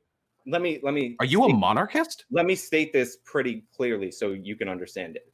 If people vote for something that would be tyrannical if a king or a tyrant did it, that does not make it not tyrannical. Do you understand? What you said just didn't make sense. What? So the people can't vote for something that a king would do? People just vote on their elected representatives. No. Okay. So let me explain it. We have a representative democracy. Do you know what that means? So if you have a governor that decides, to reinstitute slavery, right? That's immoral on its own. It is a tyrannical policy. Why? It is still tyrannical if you get the majority of people in like the state of California to vote for that policy. Out of curiosity, why do you think slavery is immoral? Because it deprives people of it. It's involuntary. It forces. Wait. The slaves could just kill themselves. You're forcing people into labor, and a lot of people did. You're forcing people into labor? No, you're not. They could just kill themselves. No, they could just kill themselves. You can't stop a person from committing suicide. It just takes one late night and a utensil. Yeah, but you're forcing people into labor. No, you're not. You're giving them a choice. You can kill yourself or you can work. That's perfectly voluntary. They have a choice. Have you never read of the Stoicists? You can just open up your wrist. That's the same argument that if you put a gun to somebody's head, they can choose to take the bullet. Yeah, or they can do what you totally. Want. But that's not the same thing. If your options are literally die. Oh, wait. So dying is the threshold for coercion, but not poverty. Again, you can choose to try to live in poverty. You can choose to like stay on the farm, like a lot of people in these. Yeah, you can choose to kill yourself as a slave. And that might lead to somebody, dying like prematurely based on, they would earn more money in the factory. They would have been able to feed themselves better or whatever. But that's not the same thing as literally you can kill yourself or you can kill your baby. Not? Because why not? Yeah, being born into this, like just don't have kids. You're being owned. I mean, like it's not really a choice if you're enslaved. If somebody yes, it is. You can get an abortion if you're enslaved. Just smash your pregnant belly against a rock, and you can kill yourself. Why not? Yeah, they have the right. Again, so your argument is... You understand how your philosophy here is tripping up a little bit? It's not tripping up at all. You're depriving people of their bodily autonomy, and you're saying their only option is to kill themselves because you're forcing them to work for no pay. So is the pay the relevant point here? You're using your force to supersede their rights. Like, what are you talking about? Wait. So you're against any implementation of force over people's rights? You have a problem with the law? Did I say that? That is what you just implied. We're talking about slavery, which is an extreme example, which is why you're using it. So I understand that you like to be very intellectually dishonest, but you understand. Wait. I'm asking you, why can't they just kill themselves? You could kill yourself in that situation. So voluntary. Their choice to work is voluntary. If they don't want to work for no pay, they can kill themselves. Slavery is voluntary, according to you.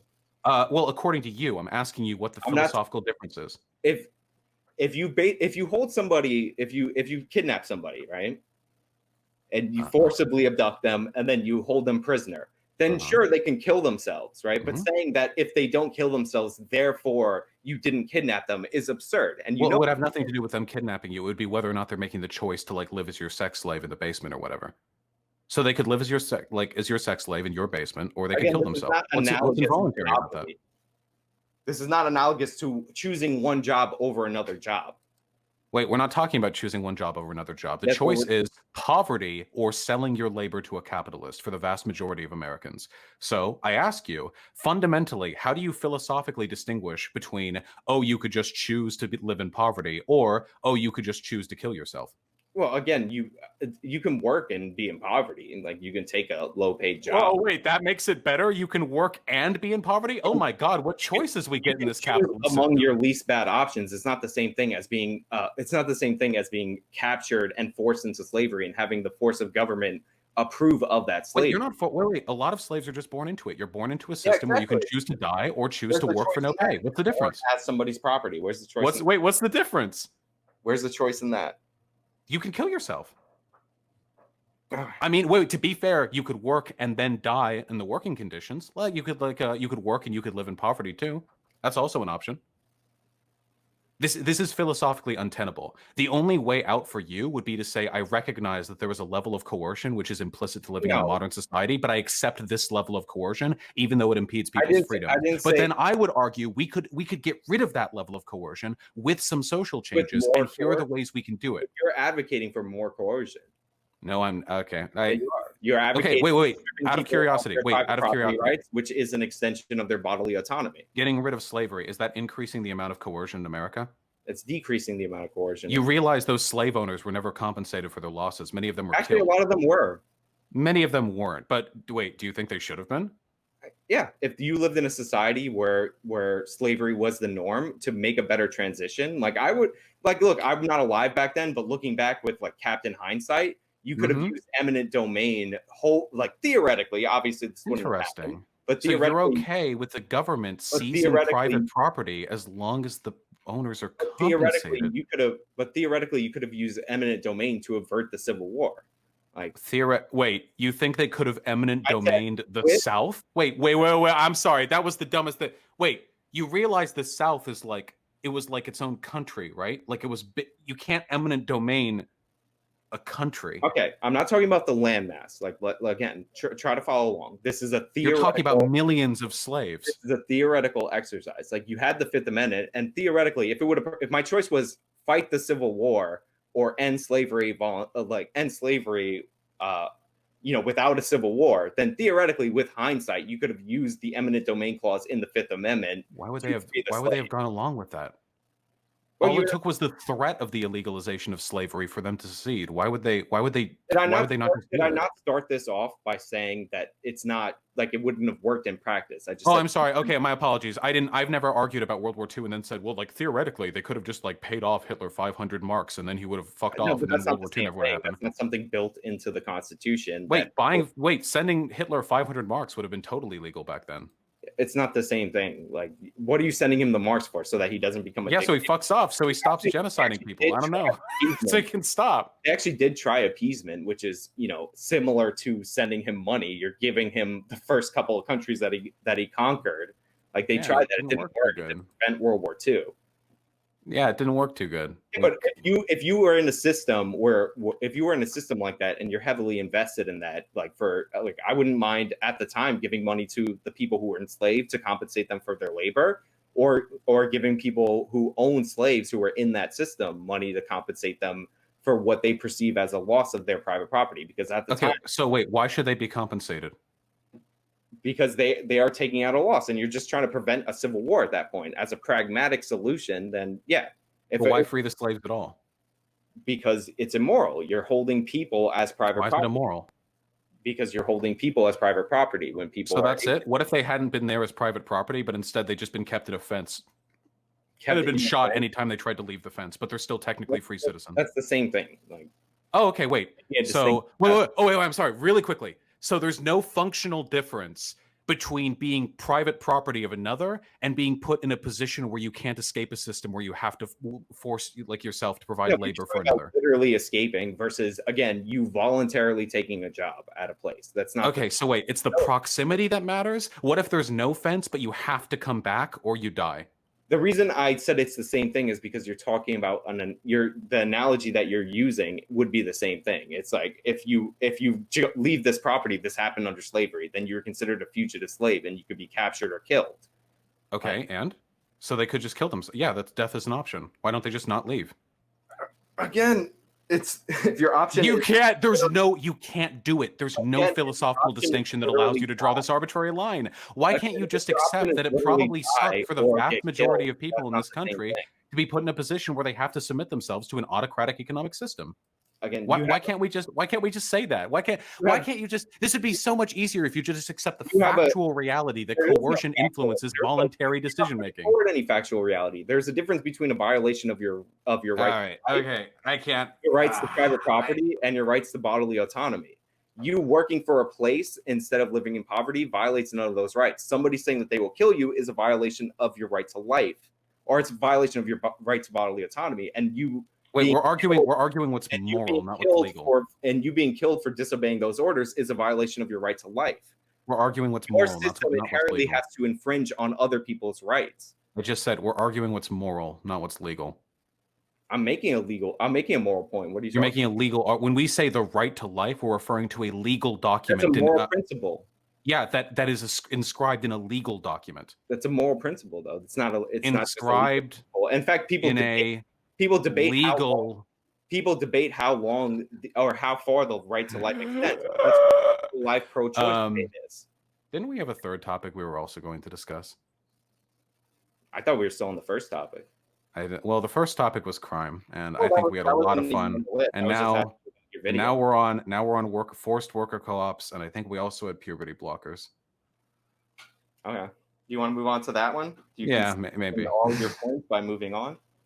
Yeah, if that's what concession means, to walk away from a dumpster truck fire, then yeah, we can move on to that. I'm not throwing out all these insults, even though you're not delineating between slavery and our current system, which is hilarious. I did delineate. I argued that they're different thresholds for the same fundamental type of immorality, and that as people who value freedom, it should be our goal to maximize freedom for individuals. Your system is more analogous to slavery because you have to subjugate people's rights in order to wait. Whose rights? Anybody's rights. Whose rights? How? If you can't form your own business in the way that you would want, your rights are being violated. Right now, you can't make a slave state if you want. That's because that would involve infringing on other people's rights. Right? You can't. It's circular with you. I actually can't believe it. You actually can't. Hey, my dude. Even if you don't agree with my moral principles, you actually can't take care of that. It's not circular. Yes, I muted him. It's not circular because you're violating. Like, if you create a system that necessitates the violation of somebody else's rights, then what you call it? If you create a system that necessitates the violation of somebody else's rights, then that cannot exist without a violation. Like, I don't know how much more clear I can make this. Did you? Yeah, I muted you because you tried to talk over me. Yeah, because you interrupted me. You realized I was speaking, and then you tried to speak over me, right? Like, come on. You tried to speak over me there. It's okay. Okay, I'll speak quieter so your meek voice can get over mine. Okay. Wait, why are you interrupting me right now, my dude? You didn't even let me finish me explaining that you were the one who interrupted me. No, you okay? You've been interrupting me this whole time. A slave-based system is inherently in conflict with the rights of the people who would be a slave. A voluntary capitalist system does not necessitate the violation of individual rights. A co-op system where you force people to give up the you literally, it's just dogma to you. You're actually like an NPC. You have an internalized single argument. It's not even that you disagree with me. It's that you actually can't follow my argument. Whoa, are you interrupting me? Are you trying to speak over me? You can't counter my point. I already made the point that, like, you've been interrupting me this whole time. We have to move on to the next point, my dude. We can't interrupt. We have to move on to the next point. Somebody said, "Don't interrupt the great Vaush," somewhere in there. Damn. See, well, if you respected democracy, you listen to your chat. Just recycle those right-wing insults that you think people just use and throw them back at me. It's good. But the problem is, like, I actually don't think we've moved forward in this conversation at all. But that's okay. We can move to the next one. Can we move to the next one? If you want to move to the next one, it's fine. All right. Okay. All right. All right. I'm taking a breath. We're chilling. We're chilling right now. Okay. How you doing? I'm fine. All right, I'm cool too. So do you want to just make your case and then I'll tell you what I believe, or do you want to do it the other way around? Oh no, you can go for it. What's your issue with puberty blockers?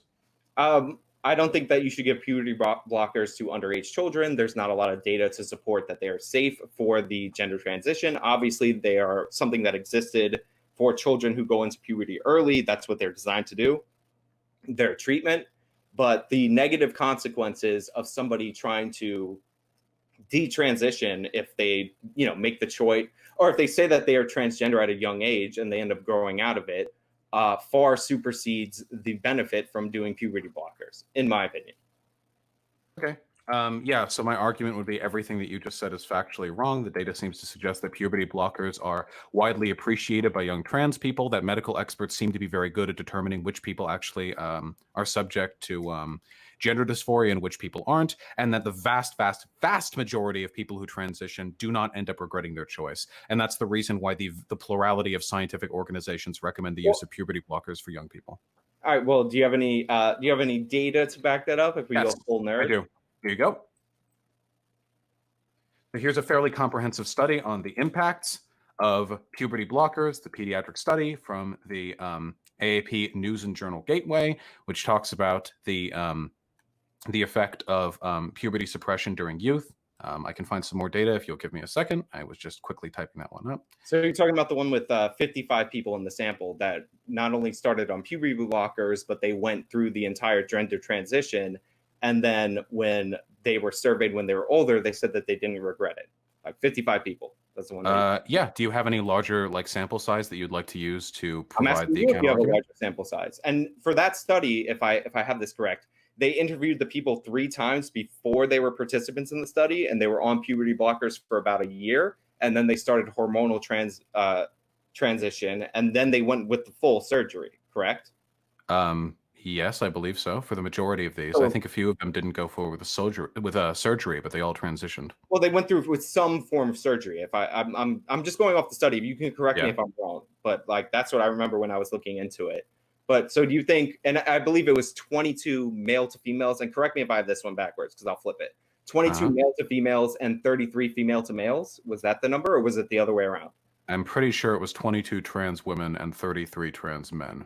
That would be male to female. So 22 trans women, male to female, 33. Yes. female. Yes. All right. So you think we should extrapolate policy off of the study with a 55-person sample size for puberty Wait, no, that's just one study I quickly Googled in the interim between us talking. Do you have any data that contradicts what I've provided? Well, I know that the NHS, I believe it's called the GID study, they did a 10-year, like a long-term thing. And they actually ended up recommending puberty blockers, which might sound good, but they recommended puberty blockers while suppressing some of the data about the increase in suicide rates increase in suicidal thoughts. And this was a much larger sample size. This wasn't, and they tracked this during the course of it. They didn't survey the people after the fact, like after they grew up and decided that they were transgender. Okay, so could I see that study or any data on this, or like a news article? Let me find it. Because all the evidence that I've seen indicates that a gender transition leads to a much lower level of We're not suicidality. talking about gender transition overall. We're talking about specifically puberty blockers on underage kids. Like, I don't care if people gender transition. If it's good or bad for you, I don't really care if people gender transition. If people want to change their body however they want because they think it will make them happier, then I don't care. Right. So what if it's possible that the reason why suicidality increased is because gender dysphoria, once you recognize you have it, leads to a higher level of suicidality, and that even though there was a higher rate compared to the average population against the compared population of other people who experience gender dysphoria, the rate was actually lower. I'm sorry, say that again. I was looking up the study. Just one more time. What if the explanation for the increased rate of suicidality amongst the people, who, the children who take their puberty blockers, is because, in large part, once they recognize they have gender dysphoria, that tends to correlate with an increased level of suicidality, but they were being compared to the broader population, not to other transgender people. I believe they were being compared to the control group in this, like of transgender people, or of kids that were not given puberty blockers versus ones that were given puberty blockers. Again, we're talking about kids. but like, so it's a very specific thing. I got to pull it up. I know it's GIDS, but and I know they actually use this to recommend puberty blockers. They lowered the age, but it came out after that that somebody in there was like they were kind of missing reporting dates, and one of the things that they missed reporting dates on were the the increase in suicidal thoughts, which is not suicide rate, by the way. And Right. like depression medication has the chance of increasing suicidal thoughts, but that doesn't necessarily mean that you're going, we throw out depression medication. But here we go. I got you. Do you want me to screen share it, or do you want me to like? No, just link it in chat. I can go over it very quickly. I can flip it to you in Discord if you want. Sure, that works too. So this is an article. I have to find the study. I'm sure it's behind a paywall or something, but hopefully it's a reputable thing. I'm gonna just send it to you on Discord. Okay. Because it will get lost in the chat. Because I think my chat has found it as well. You're on your own thing, correct? Oh. Yeah. I am on my own thing, yes. So this was like a little bit of a scandal recently. They already Christian.org.uk. I'm sorry if that's the wrong one. There was a BBC article. I apologize for using that one. No worries. Like I had it before. Again, I was reading this a month ago when we first started chatting. So I apologize for using a Christian source, even if the data might be sound in it. That's okay. No, the data could be sound in the Christian source. Just never know. We got a lot of wacky ideas about. Yeah, but I would rather avoid a religious source that's has a bias just overall against this. Oh, here we go. I'll send you the BBC one. I'm sure it was linked in that one, but I'm like trying to be a Google ninja. Obviously, you're better at randomly Googling things and throwing them out there in the middle of the debate. I have a lot of practice. Okay. Oh yeah, I sent you the BBC News one where they're investigating the study because transgender treatment, puberty blocking study under investigation. The only NHS youth gender clinic. I think I've heard a lot of bad things about this NHS youth gender clinic. Lowered the age, which children as young as 11 now being offered these hormone blocking drugs. Question: treatment often puberty blockers. 16.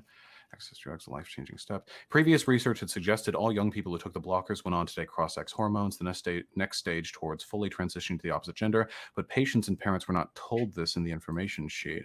Attracted criticism. Let's see. All right.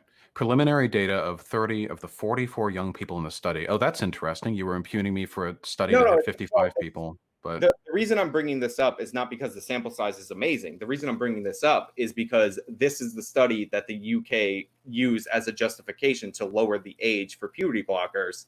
And they have all these reporting issues that they were obscuring in the study. Gotcha. They say flaws in how this is set up. Without any kind of like a longitudinal analysis, we have no idea. Right. We have no idea why. So wait, it showed that after a year on puberty blockers, there was a significant increase in those found to answer the statement, I deliberately try or hurt or kill myself. Oh, it was an attempt. Sorry. Right. But the issue is that could be because they're getting older and hitting the teen years. That could be because their gender dysphoria is influencing their mental well-being. And it doesn't seem like this is being compared to other transgender people. It's being compared to themselves. I believe it was the study is about these people that were on it, but I believe it is being compared overall because that's the whole point of the policy is you're trying to figure out if this will lower suicide rates among teens. So my position is you can transition all you want, but I think that giving puberty blockers to children, it's unproven for this purpose. Like for what purpose? For transition. Obviously, if you start puberty when you're 8, that's what puberty blockers are designed for. What we're talking about is an off-label usage. And, there are plenty of things that we limit children from being able to do. And I think hormonally altering their body's natural function. Because of how flaws and how the study was set up, it is not possible to infer cause and effect or even say whether rates of suicidal thoughts are higher or lower in this group than in children with gender dysphoria who don't take puberty blockers. Right. So this very article says it is literally impossible to extrapolate any causative data from the information provided. That's my point. But they used that study despite the fact that they weren't reporting the data, and it says in it you can't extrapolate anything from it to lower the age to, I believe, 11 in the UK. Well, wait. The data that I just said had nothing to do with the data that they would have used. This is just saying they suppressed a bit of data on the suicidality of the people who take. Whoa. This is saying is they suppressed a certain piece of data. This doesn't mean the broader data that they used is inaccurate. It just means this specific chunk of data was excised from reports. But even that part that was excised doesn't actually provide any causative evidence. So I don't see anything here that would indicate that puberty blockers can't be ethically used on people as young as 11. but again, you have a study of 40 people that causes the change in the entire country, and you have reporting issues with that study, and specifically around the suicide rates of these kids in the study. Like, Wait, do I you think think this study is the only thing that that justifies well, puberty blockers being given to young people? they recommended based on the obscure data presented, them lowering the age of this for kids, and I wouldn't what you call it. Like, I don't think it's a excuse me, starting to burp up, No problem. but I wouldn't like I first of all, I'm not in favor of giving kids as young as 11 puberty blockers. I think if they want to transition, there's a later age that would be more But successful why not? because they're altering their hormonal system, and if they decide to go in the other direction, it creates a lot of problems. Wait, If how? Because what puberty blockers do, at least for males, is that they atrophy the testicles of males to prevent them from initiating puberty. Been some very slight evidence that it might lead to a very slight decrease sometimes in penile size, but I think even that is Well, that ends up inconclusive. hurting you if you want to get that surgery, the bottom surgery, correct? Because you need more material to work with in order to do that. Yeah, but even that is an edge case, and trans people still seem to prefer puberty blockers to Well, what do you mean they prefer that? How? because the vast majority of transgender people who did not take puberty blockers have said that they wish they could have taken puberty blockers to have avoided going through a puberty they didn't want to go What's through. that based on? Sure. Hold on. I think I have this in another document that I have. I think it was something like 75% said they agree, which is a pretty overwhelming amount considering these are people who haven't actually gone through a procedure that they're not familiar with the specifics of. I'd be willing to bet the majority of people Yeah, but who if you ask people after the fact, would you have gone through? Would you, if you ask people after the fact that are adults who identify as transgender, and you say, "Hey, would you have preferred if some of your male characteristics were nerfed?" Looking back, knowing that you are living this lifestyle now, then I'm sure that number would be obscured. But I'm curious what your sourcing is on that. Yeah, well, let me try and find it. Hold on. I know I have this somewhere here. Yeah, but that's a pretty large number of people considering people that are going to have a bias towards the way they turned out. But they are people who've gone through the procedure. They're not people who, like, at one point in their lives may have thought that they were, like, gender confused. I think is the one below gender dysphoria. Yeah, but if you don't transition, then it doesn't matter if you don't have a tiny bit more penile skin to No, but I'm talking about people that you would be putting on puberty blockers and like delaying the way that their body, like, there are negative consequences of this. Like, the whole point is some of the consequences that are negative if you decide not to transition fully later, because those would be positive consequences if you decided to transition later. But I think the majority of people who go on puberty blockers then end up transitioning. Is this what maybe this is old that you sent in the private chat? Yeah, that was the data that I provided you. Is that old or the PDF? That one's from 2014. No, I'm saying, is that the first thing that we were talking about? That was the first thing that we were talking about. I already have that. Yeah, but again, you're like, the downside of not using puberty blockers is significantly higher, and and then transitioning later is significantly lower than the downside of using puberty blockers and deciding you want to go back the other way, or using puberty blockers as a prelude to what you call it, to hormonal therapy. But that's not true. Trans people, especially trans women who undergo like male puberty, will literally spend the rest of their life fighting against like an androgen sensitivity that they got from their male puberty. Like it's a huge like thing for them to overcome. That this is like a lifetime problem that they have to struggle with, as opposed to like maybe some people go on puberty blockers and then maybe afterwards they don't like it, and then maybe they have slightly less bone density or penile mass. But your bone density, that does matter. Like, yeah, but it's a small amount, and it's for a small number of people. You're comparing, and again, it's a lot of these times it's not children making informed choices. Like, I don't know how you feel. You're jumping from point to point again. So if we're arguing about whether or not the outcomes of transitioning without puberty blockers versus taking puberty blockers without transitioning is, then that has nothing to do with the decision making of the children. Of course, we're talking about informed consent, because if you have informed consent and you do something, even if it's damaging to you, then that's fine, because at least you have informed consent about it. If you consent to a heart surgery as an adult, right, and it backfires and you end up worse off than when you came in there, at least you gave an informed consent as an adult. We're talking about children. You can consent to a heart surgery as a child, though. I mean, but it would be if you needed the heart surgery. Like you don't Yeah, and if you necessarily. need the puberty blockers, yeah. This isn't a like my heart's going to stop working versus my heart's not going to stop working situation.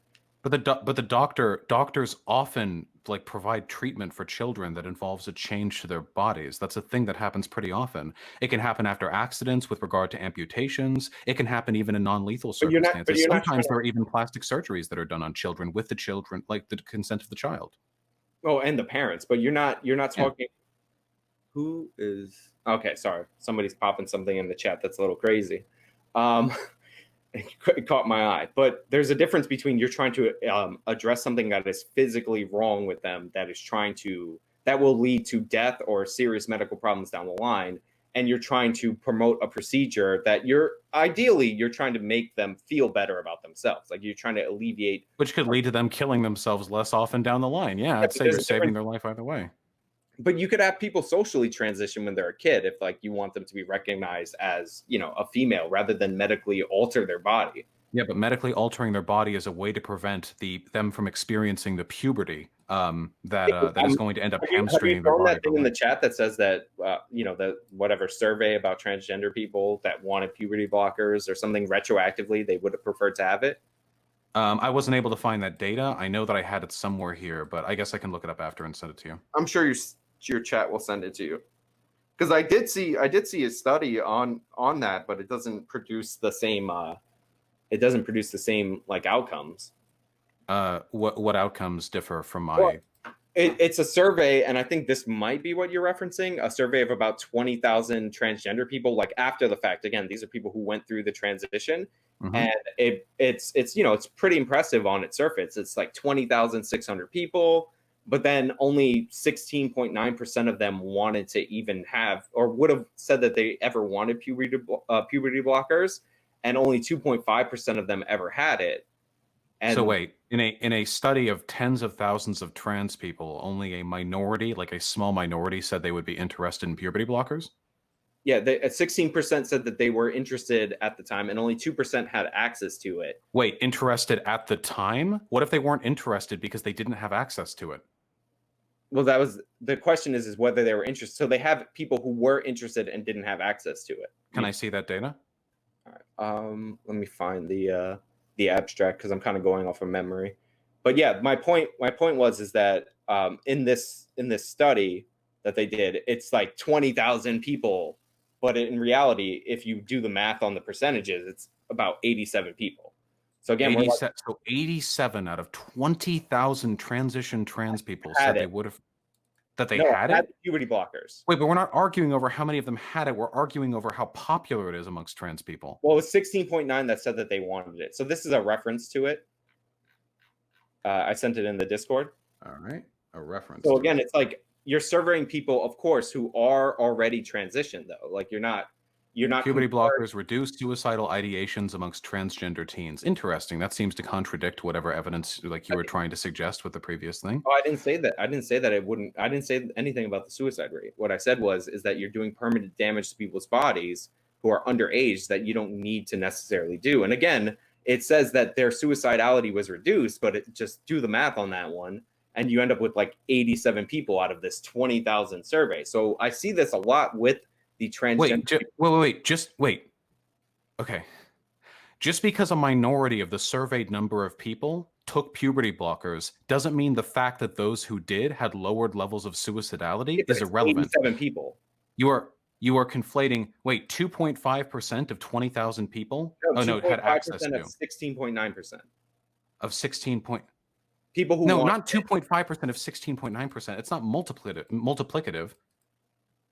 This is utterly irrelevant to the data that puberty blockers lower suicidality. That they surveyed, correct?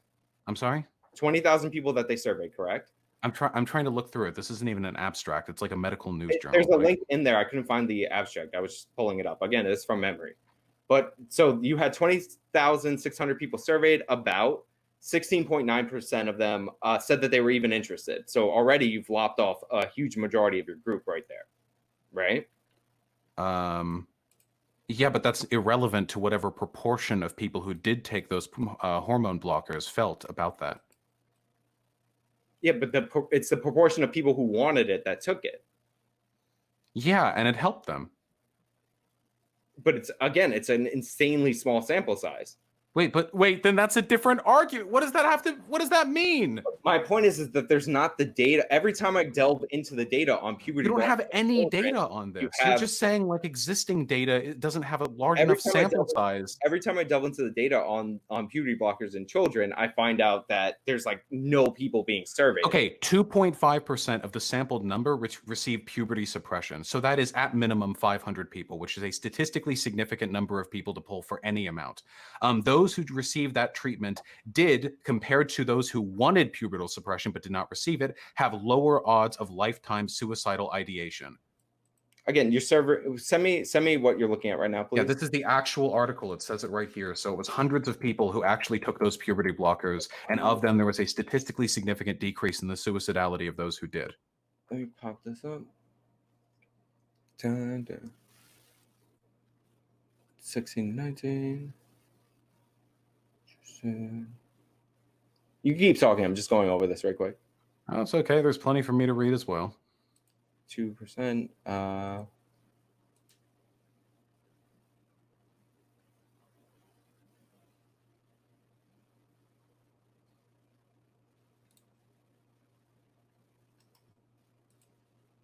Is there a table in here so I could see what they're taking the 2% out of, and if it's the overall number? Or why would they say 2.5% do blank, but they're referring to 2.5% of a previous percentage point that they refer to in a different sentence? That's like nobody would ever do that in an abstract. No, but you're comparing, what you're trying to compare is people who have the puberty blockers versus people who want it. Even if it was 2.5% of 16.9%, that would still be just under 100 people. Yeah, that's just what I'm asking you. But it's not though. No, they would never do that. Like, here's the sentence, like just included for all who are interested. The full sentence is this the article that I just linked? Here. Vaush, you should bait Ryan Dawson. I don't know who that is. Some weirdo who's like super obsessed with Israel, but I don't like Israel either, so I don't even know what the fuck he wants to debate about. Yeah, I've seen that. I've seen the video. So even if I mean, I don't know. Like, is this so we can we don't have to get bogged down in this. Yeah, we can. Okay, so we can actually. I'm willing to, because actually now that I'm reading this, it's a little bit more abstract the way the sentence is written. I actually can't tell either. Now that I'm rereading it, even if we're referring to a percentage of a percentage, this is still just under 100 people for which a statistically significant difference was observed. The issue that I'm finding here is, like, I agree more research needs to be done on the subject, but there doesn't seem to be any research indicating that it hurts to engage in the youth access to puberty suppression. Well, it does, because if you decide to go in the other direction, then you have to deal with decreased bone density. You have to deal with issues with having your genitals atrophy over. But the vast majority of people who go on it then end up transitioning.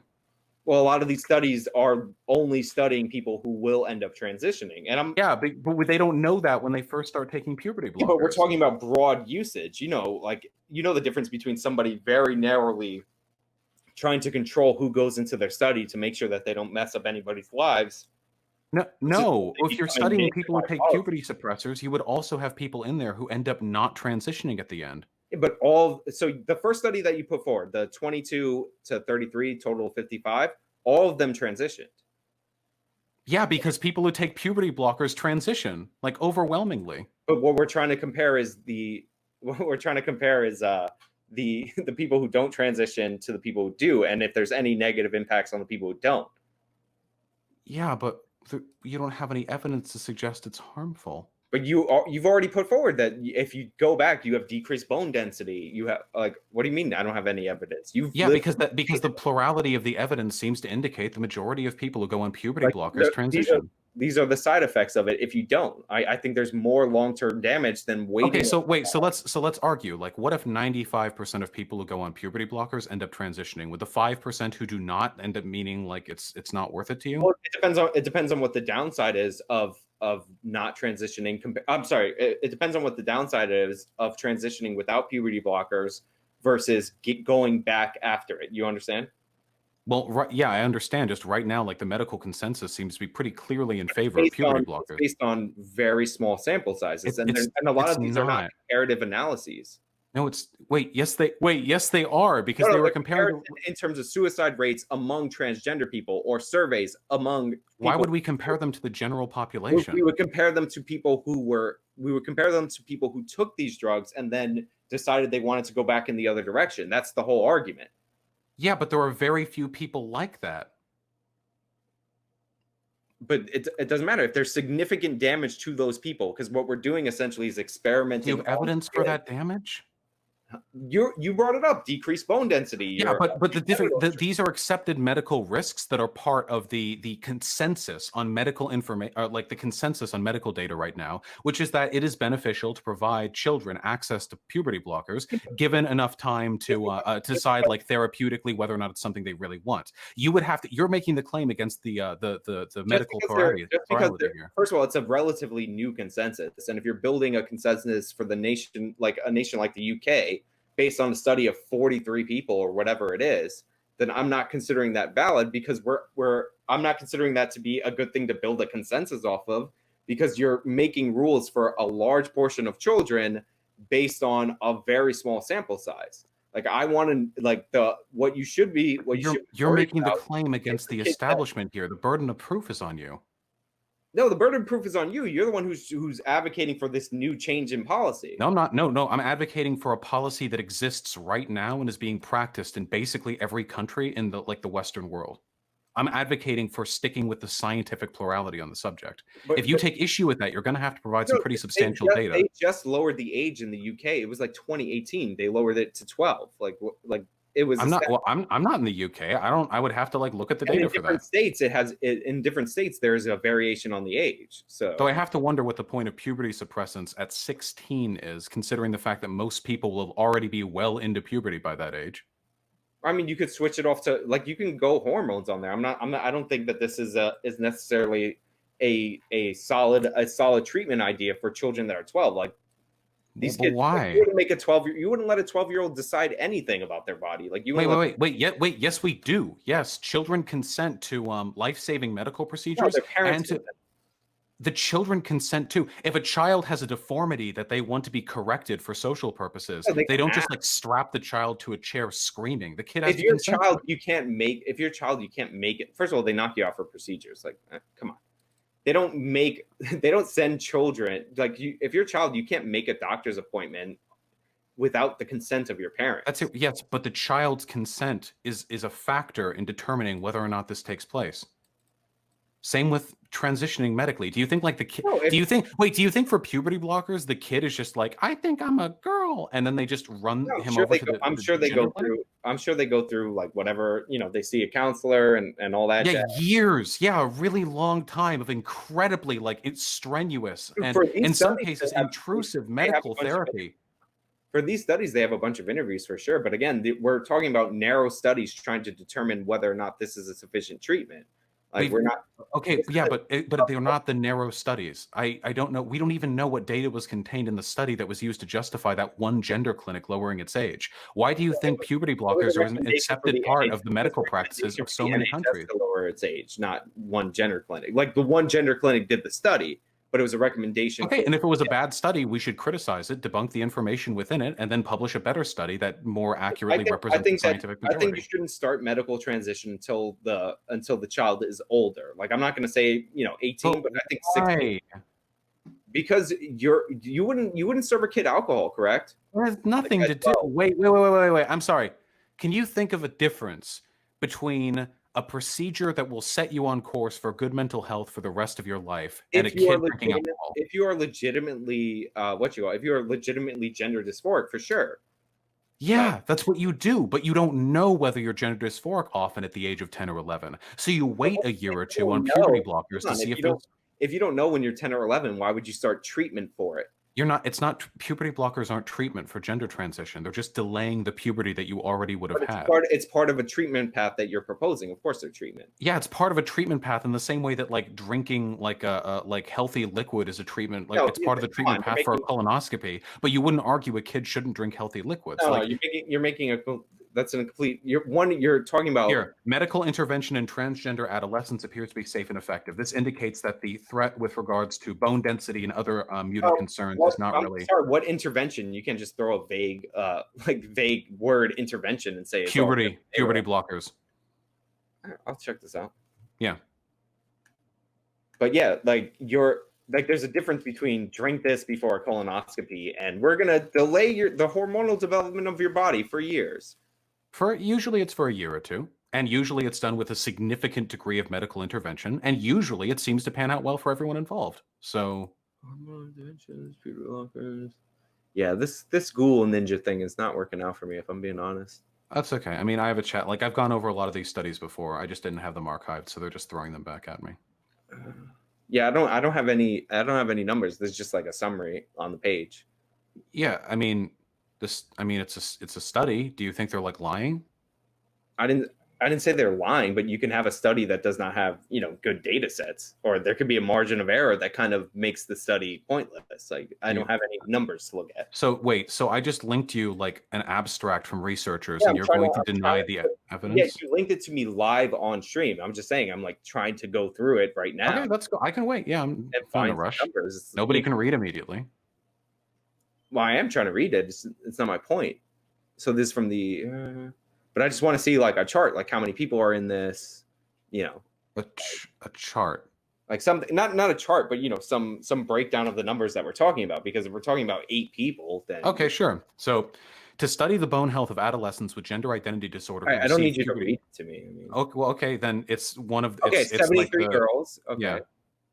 Yeah. Followed up with 127. 53 boys, 73 girls. So a statistically significant number. More. Are we talking about people who transitioned to boy? Did they all be?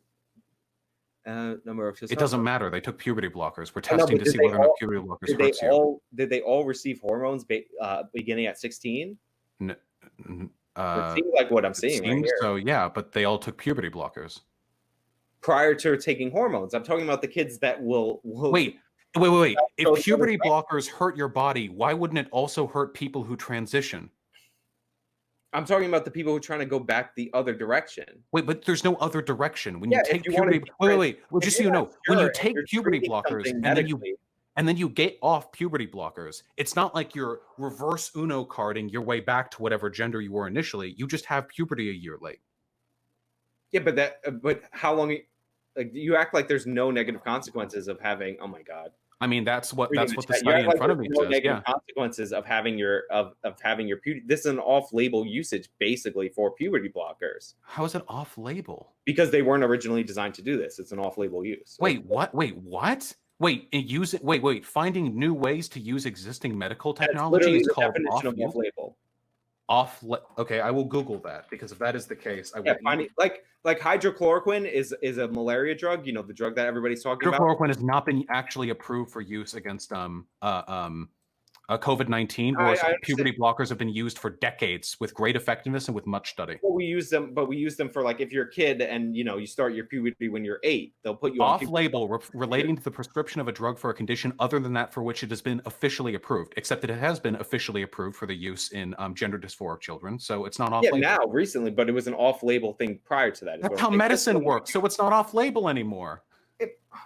Whatever. I'm not going to get bogged down on this one. Like. It's originally designed for something else, and it's being used for this relatively. Yeah, so like half of existing medicine originally had some other purpose. Yeah, so it's not off-label anymore. It's on-label. This is an on-label use of it. Things are. Can we not get bogged down on this? This is really like. How's that bogged down? You used that term, and then you defended that term. This is the most pointless. You can just say I was wrong. Let's move on. You don't have to pretend that being wrong is like a dalliance on my part. Oh my God. Yeah, Viagra was originally a blood pressure medication. That's no, it was being tested as a blood pressure medication. Sure. Yeah, and then it was initially approved for the use of something else, right? No, it was in the testing phase. They figured out what it does, but it was originally for blood pressure. That makes sense. Right. So yeah, that's not the same thing as it being approved as a blood pressure medication and later being used as something off-label. If you understand what I mean.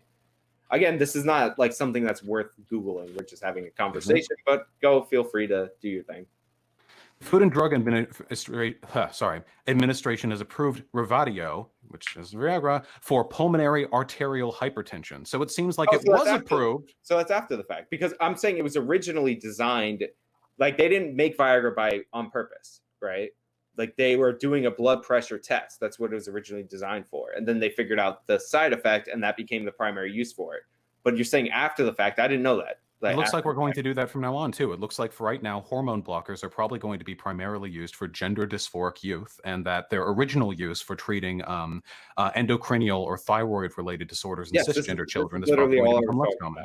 Yeah, okay. Its original use was that, and we're going over the studies for this new use. And if it's on label now, like at one point it was an off-label use. That's it. That's it. That's all we have to. Okay, yeah, sure. Okay, well, this study seems to indicate that puberty blockers really don't affect like bone density that much. But all these people go through the transition.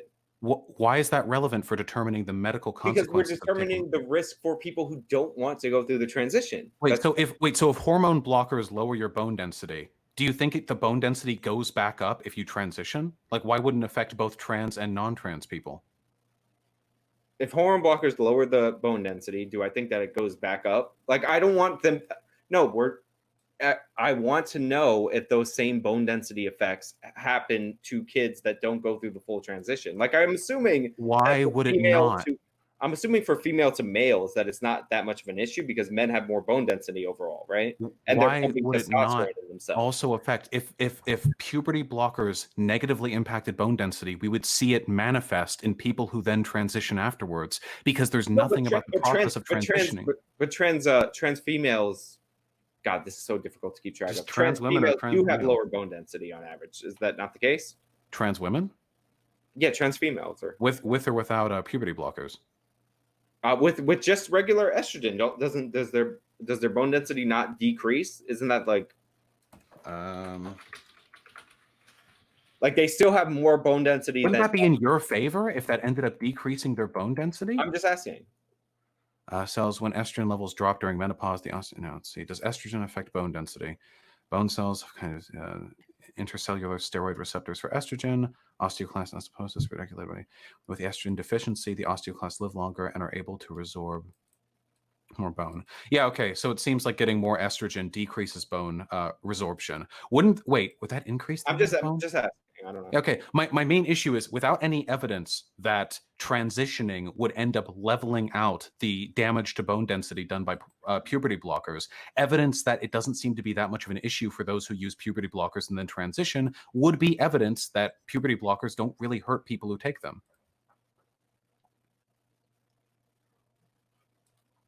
What? That was a really good one. You really slid right by that one. I actually didn't hear it. I apologize. So are you saying? So let me try and figure out what you say. You tell me if I'm wrong because I actually might have I seriously missed that, which is rude of me, and I apologize. I'm a terrible person. I denounce and reject myself for all the evils that I have committed. So you're saying since bone density decreases with estrogen, we're talking male to female, right? Well, if you take estrogen, probably it's a male. Yeah. It's a trans. So you're saying that the bone density loss for people who go male to female, I'm just using this as an example, maybe true the other way, it doesn't matter.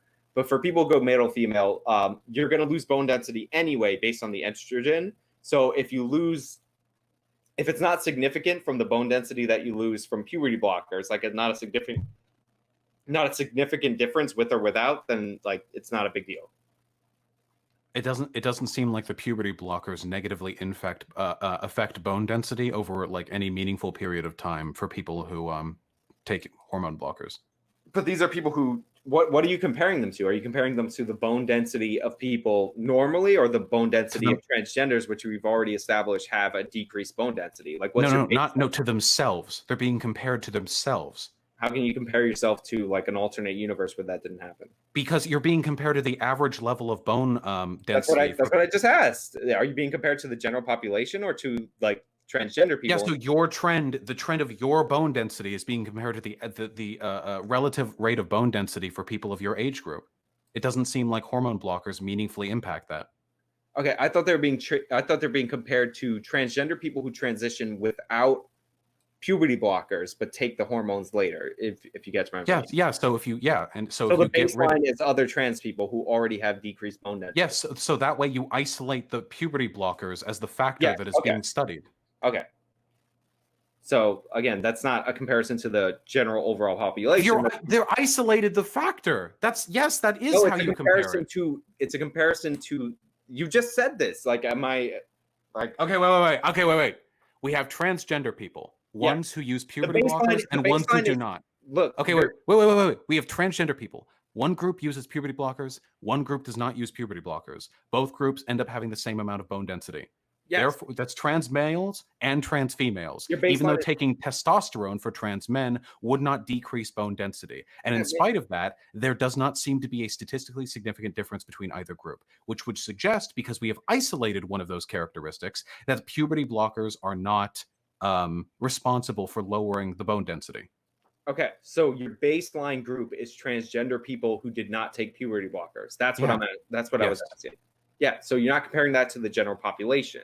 Why would we? Then we would have two factors to account for. The effect of puberty blockers like if you decide to go off of puberty blockers because you don't actually turn out to be, transgender, like you're having that gender confusion, but it's not necessarily dysphoria that wants. Do you have any evidence that not transitioning but taking puberty blockers would have a different impact on the bone density of the average person? You just said that people who take puberty blockers have lower bone density. No, I said the opposite. I said people who take estrogen. You said that earlier. I said estrogen. That's one of the negative effects of puberty blockers. Sorry. No, not according to this study. Estrogen is one of the listed side effects of puberty blockers. Are you kidding me? I just linked you. We've been spending the past 20 minutes going over a study. Compared to a group that already has bone density issues, it's not that big of a deal. Compared to the same group. You compare it to the same group. No, you're compared to. So you isolate the factor. This is literally how longitudinal analyses take place. If you want to test whether hormone blockers lower bone density in trans people, you test them against people who are trans but haven't taken hormone blockers. This is how you isolate the stat. Again, my issue is the impact on people who take this and then they end up deciding, I want to go back. Why would that change the outcome if it's been shown puberty blockers don't change your bone density? Okay, if there is no change, all right, let me get my 10,000 IQ hat on and explain this. If there's no change in terms of bone density, which is a negative side effect, between people who transition with or without puberty blockers, right? But there is a significant change between people who decide that they don't want to go through with the transition, then that is determinant of whether or not we should incorporate puberty blockers into people's transitions. But if there's significant downside for you backing out of the future transition and there's not significant downside of you going through with it, then one has a higher negative cost than the other. I don't know how I can explain this any simpler than I already have. I don't know how you isolate the factor when you're trying to test for a variable. Yes. You isolate it by using like groups for your control. I understand that. And your test. And in this case, we're using trans people. But since we are isolating the hormone blockers, the fact that hormone blockers will also be used on people who do not transition doesn't have any bearing on the impact of the hormone blockers in a controlled study. That's cool. All right, so I'm really sorry, but I think this belies just a statistical ignorance on your part that I can't overcome. I think you're not understanding what I'm saying. I understand perfectly what you're saying. You compare the impacts of the transgenders that don't use puberty blockers versus the puberty blockers in order to isolate that variable. Correct.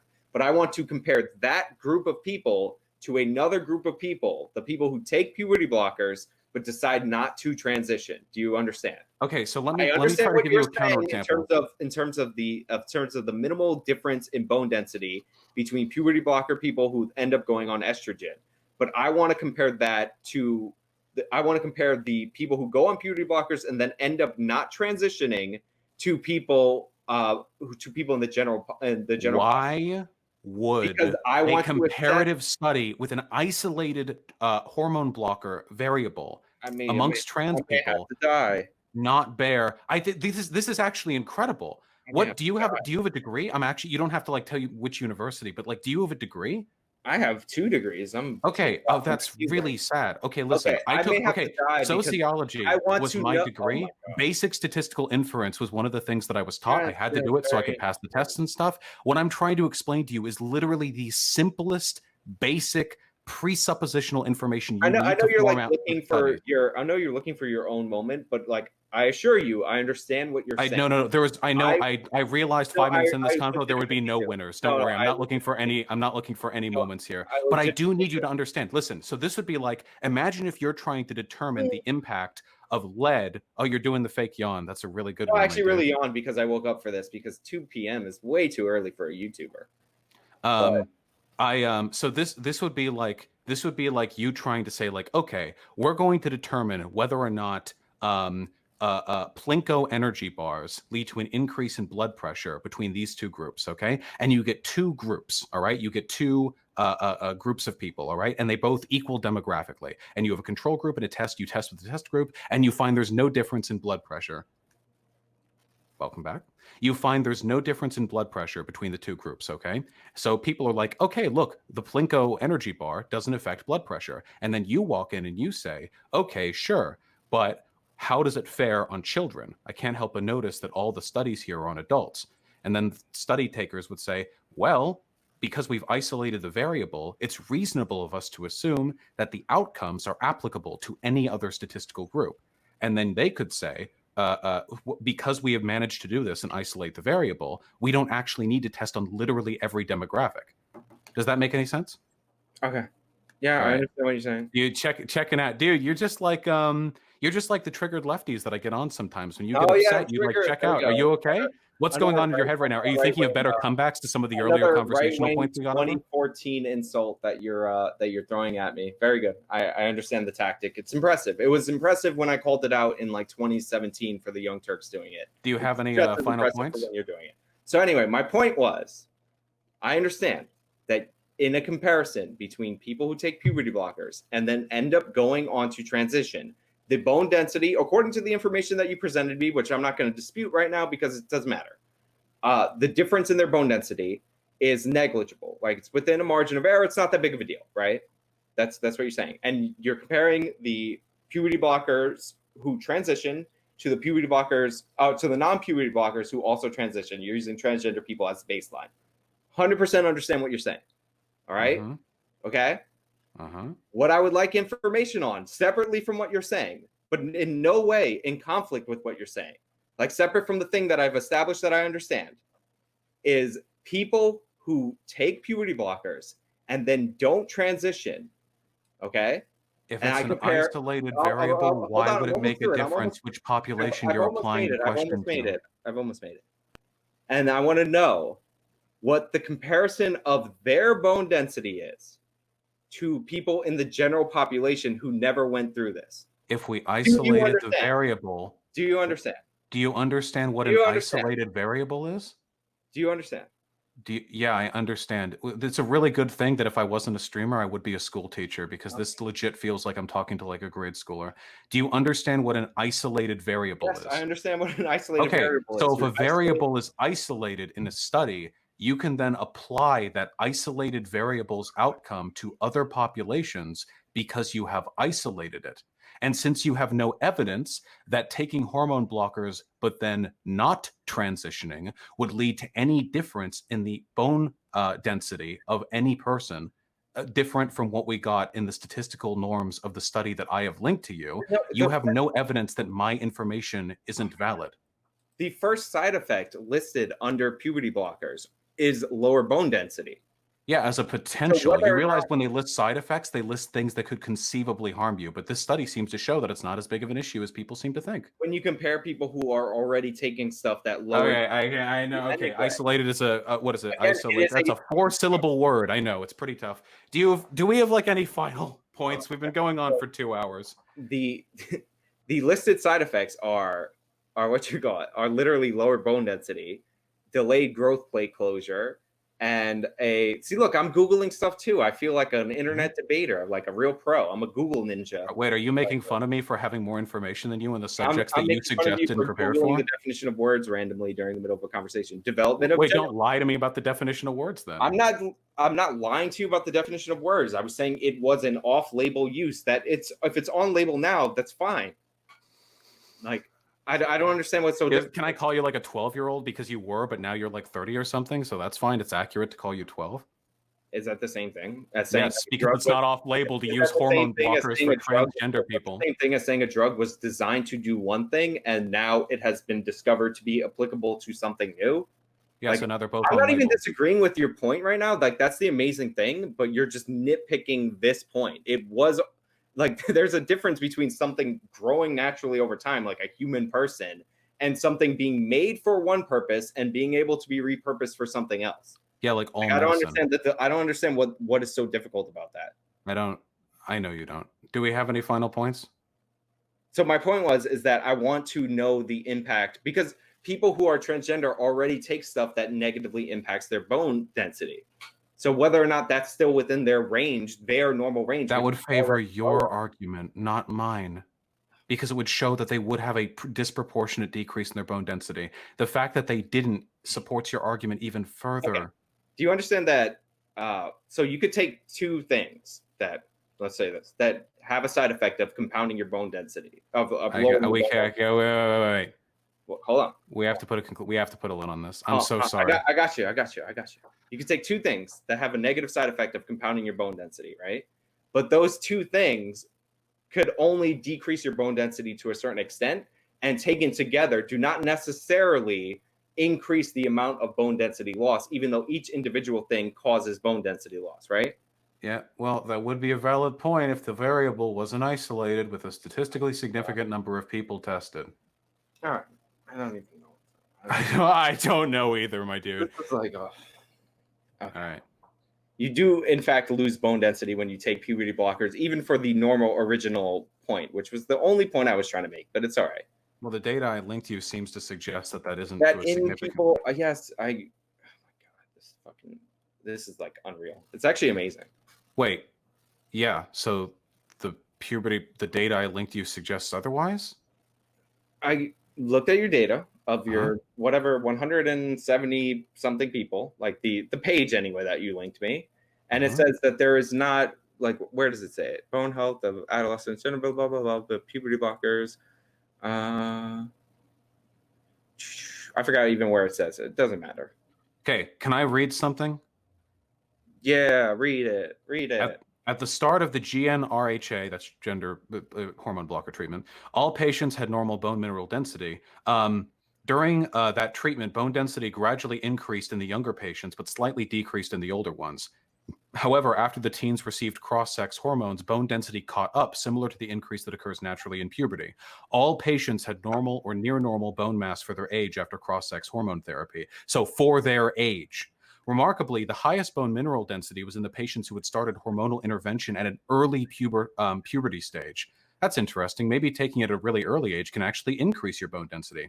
These findings reaffirm that halting puberty in gender dysphoric adolescents is a responsible practice that will not harm bone health. If you can find some data that contradicts that, I'd love to go over. But in the meantime, this like, you can't argue this. Yeah, I can't argue with whatever you just read for whatever sample size that you use. It's fine.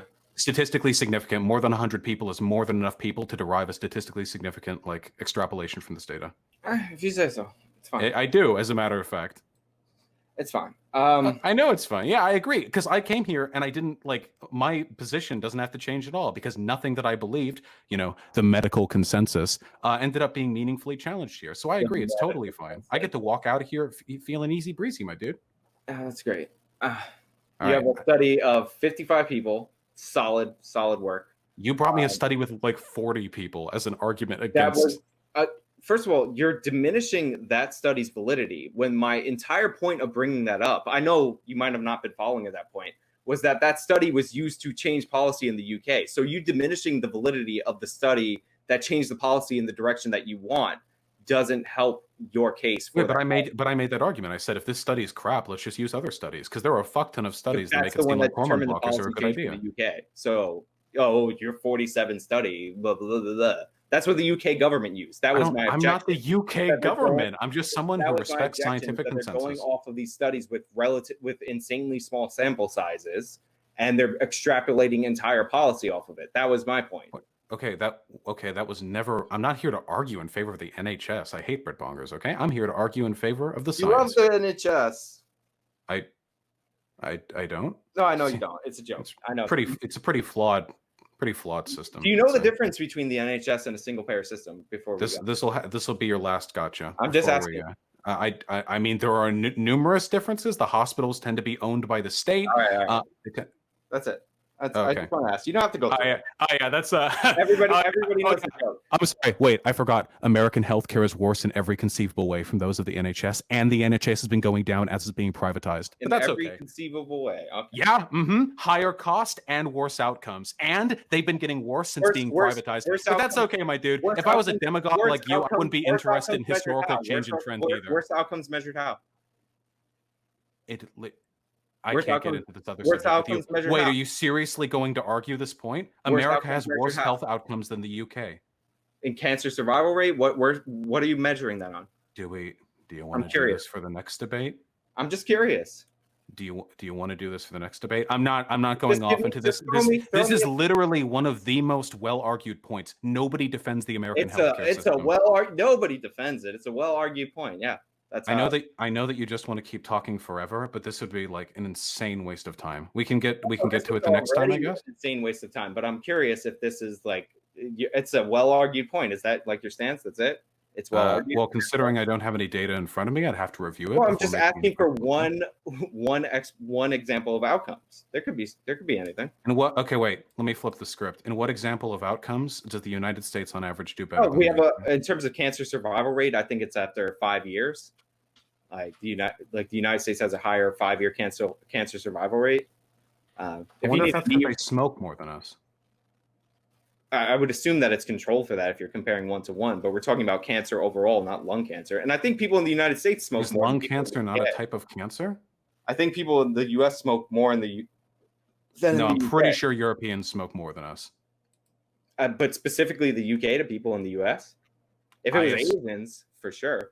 I'm pretty sure. I mean, I'm sure controls for those factors. But if you're going to say that they smoke more slightly in the UK than in the US, and that explains all other cancer changes because we're better at diagnosing it in the United States than they are in the UK. I mean, I guess you could make that claim. That's fine. Yeah, sure. I mean, we can go over the data. I don't think that's accurate, but okay. Okay, we can go over the data next time, I guess. Yeah, fine. All right, nice. Is that it? I think it might be. All right, Mr. Do you prefer being called by your first name or Vaush? Vaush is usually how I go. Okay, all right, Mr. Vaush. I appreciate you joining the stream and yelling, and I appreciate the whole talking past each other. And it's fun as always. Had a great time. I'm sure I have a bunch of questions to answer, so I'll probably stay on. Somebody says, "Oh, can I just ask you this other question? It's a little personal. You don't have to answer it. It's totally fine, right?" No, I don't really feel like taking any personal. No, I'm just asking because people say that you come from like a rich background. He just fucking left. I was gonna ask him if that's true or if that's just a rumor that people are putting out. Like that was the question. I just didn't want to smear somebody as coming from like a rich background if they didn't. But okay, he jumped ship. But all right, that was remarkably pointless and fun, and by fun I mean definitely pointless. Yeah, so apparently somebody has submitted some data that smoking rates are apparently the same in the US and the UK. Yeah, so I'm gonna take a minute. I need some water. I'm gonna read your super chats and then I'm gonna turn this off, and I might join Nuance Bro on stream. I wonder how Devin's doing covering this because he's stream sniping me this whole time, which is a great way to support channel. But this was about what I expected. You know. But what did you guys think?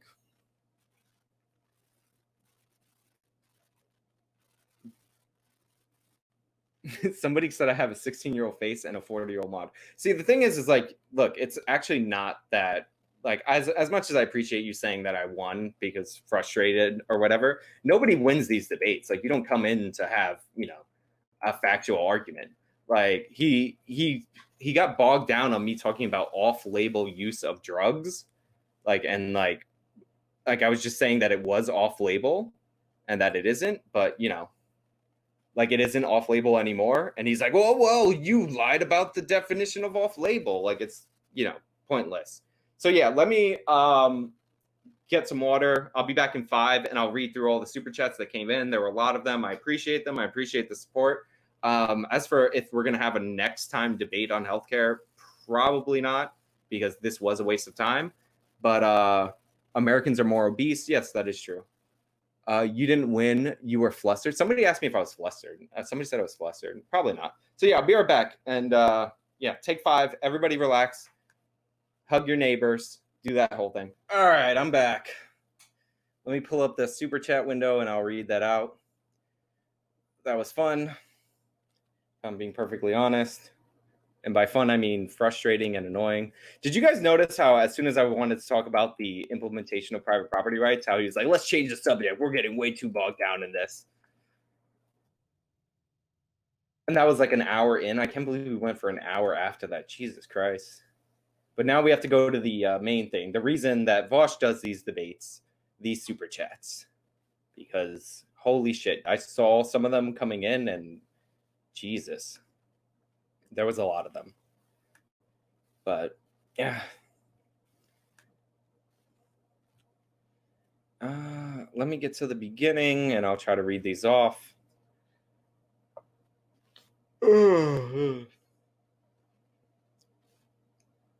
I needed some water after that. I should have brought some. Yeah, I didn't know why he wouldn't want to answer whether or not he grew up in a wealthy household. I was just curious. Like, it wasn't a negative personal question.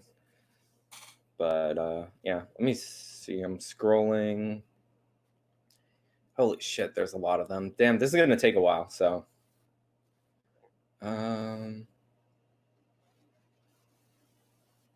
Okay, so, all right, I think I'm back to the point. There we go.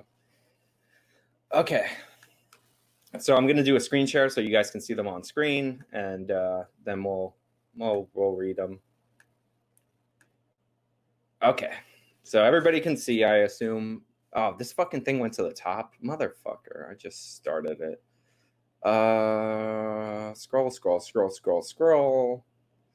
Scroll. Yeah, I think I'm going to pop over on Nuance Bro's Twitch. He invited me on during the course of this. But yeah, I like how he just said, nobody says that the U.S. healthcare system is better in any way, but okay. Like, that nobody says that. Okay, so that's the last Vaush video. I should have asked him about South Park. Okay, so the first super chat is for 420. It comes from Not Here, and it just says 69. The second one is from Cabal, $2. It says, call him on Rome a white supremacist. Call him out on that. Yeah, we didn't even get to that like fun stuff about the video. Canadian $1 for N&M. Thank you very much. Richard Lindahall. I don't know how to pronounce that. That is take down the bad faith clown, actual justice warrior. Thank you. Hydro PX for $10. Garaga Masala says, Vaush, why do you keep everyone you disagree with why do you keep labeling them a white supremacist, I guess is that question. Sean, great work with this debate. Thank you very much. Vaush, I have a free helicopter ride for you. I assume that's a Kobe Bryant joke. Very cruel. Denmark is a capitalist country. We didn't even get to Scandinavia. So thank you for the super chat, though. P, who's just the letter P. Let's be real. If the races were swapped in the Arbery case, Vaush would argue the other way. That's actually not true. If the races were swapped in the Arbery case, it would not be news. Because as I pointed out in the chart on interracial crime, it goes the other way multiple times more than the first way. 2 minutes in, and Vaush already went off topic. Vaush, nervous laughter. Stop letting Vaush avoid or change the topic. the NYPD is 45% black. The NYPD, I don't believe, is actually 45% black. It's actually very proportional to New York's population. I wish we could have got into the NYPD. That would have been fun. Poverty means you commit crime. I think I touched on that when I was like, they're raping more statistically because of poverty. That doesn't make a lot of sense. In the 80s, the guy's father was trying. In the 80s, the guy's father was crying that a police only patrolled white areas. Now he's complaining that Lib Dad got what he asked for. Yeah, that was also weird that you should proportion out police resources just evenly no matter what. That's kind of absurd. He has a background in criminal justice and only makes emotional arguments. Well, he said he has a background in criminal justice. I think I took a criminal justice class once because he said his area of study was sociology and something else that was not criminal justice.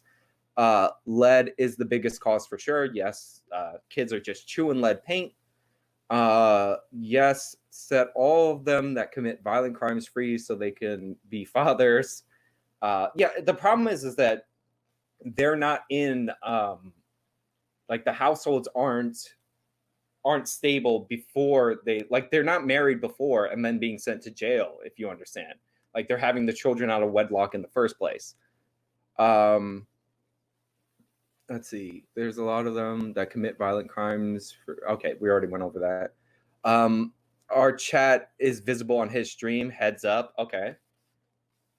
Fruit $2 from Percy. Look, the chat's going to be available forever. So, like always be good in how you talk. Be a good representative of me. I was waiting for him to do that, to say, your audience member made this one comment, therefore you're a bad person. Because when I called in, he pulled up a random comment to say that I was evil bad man.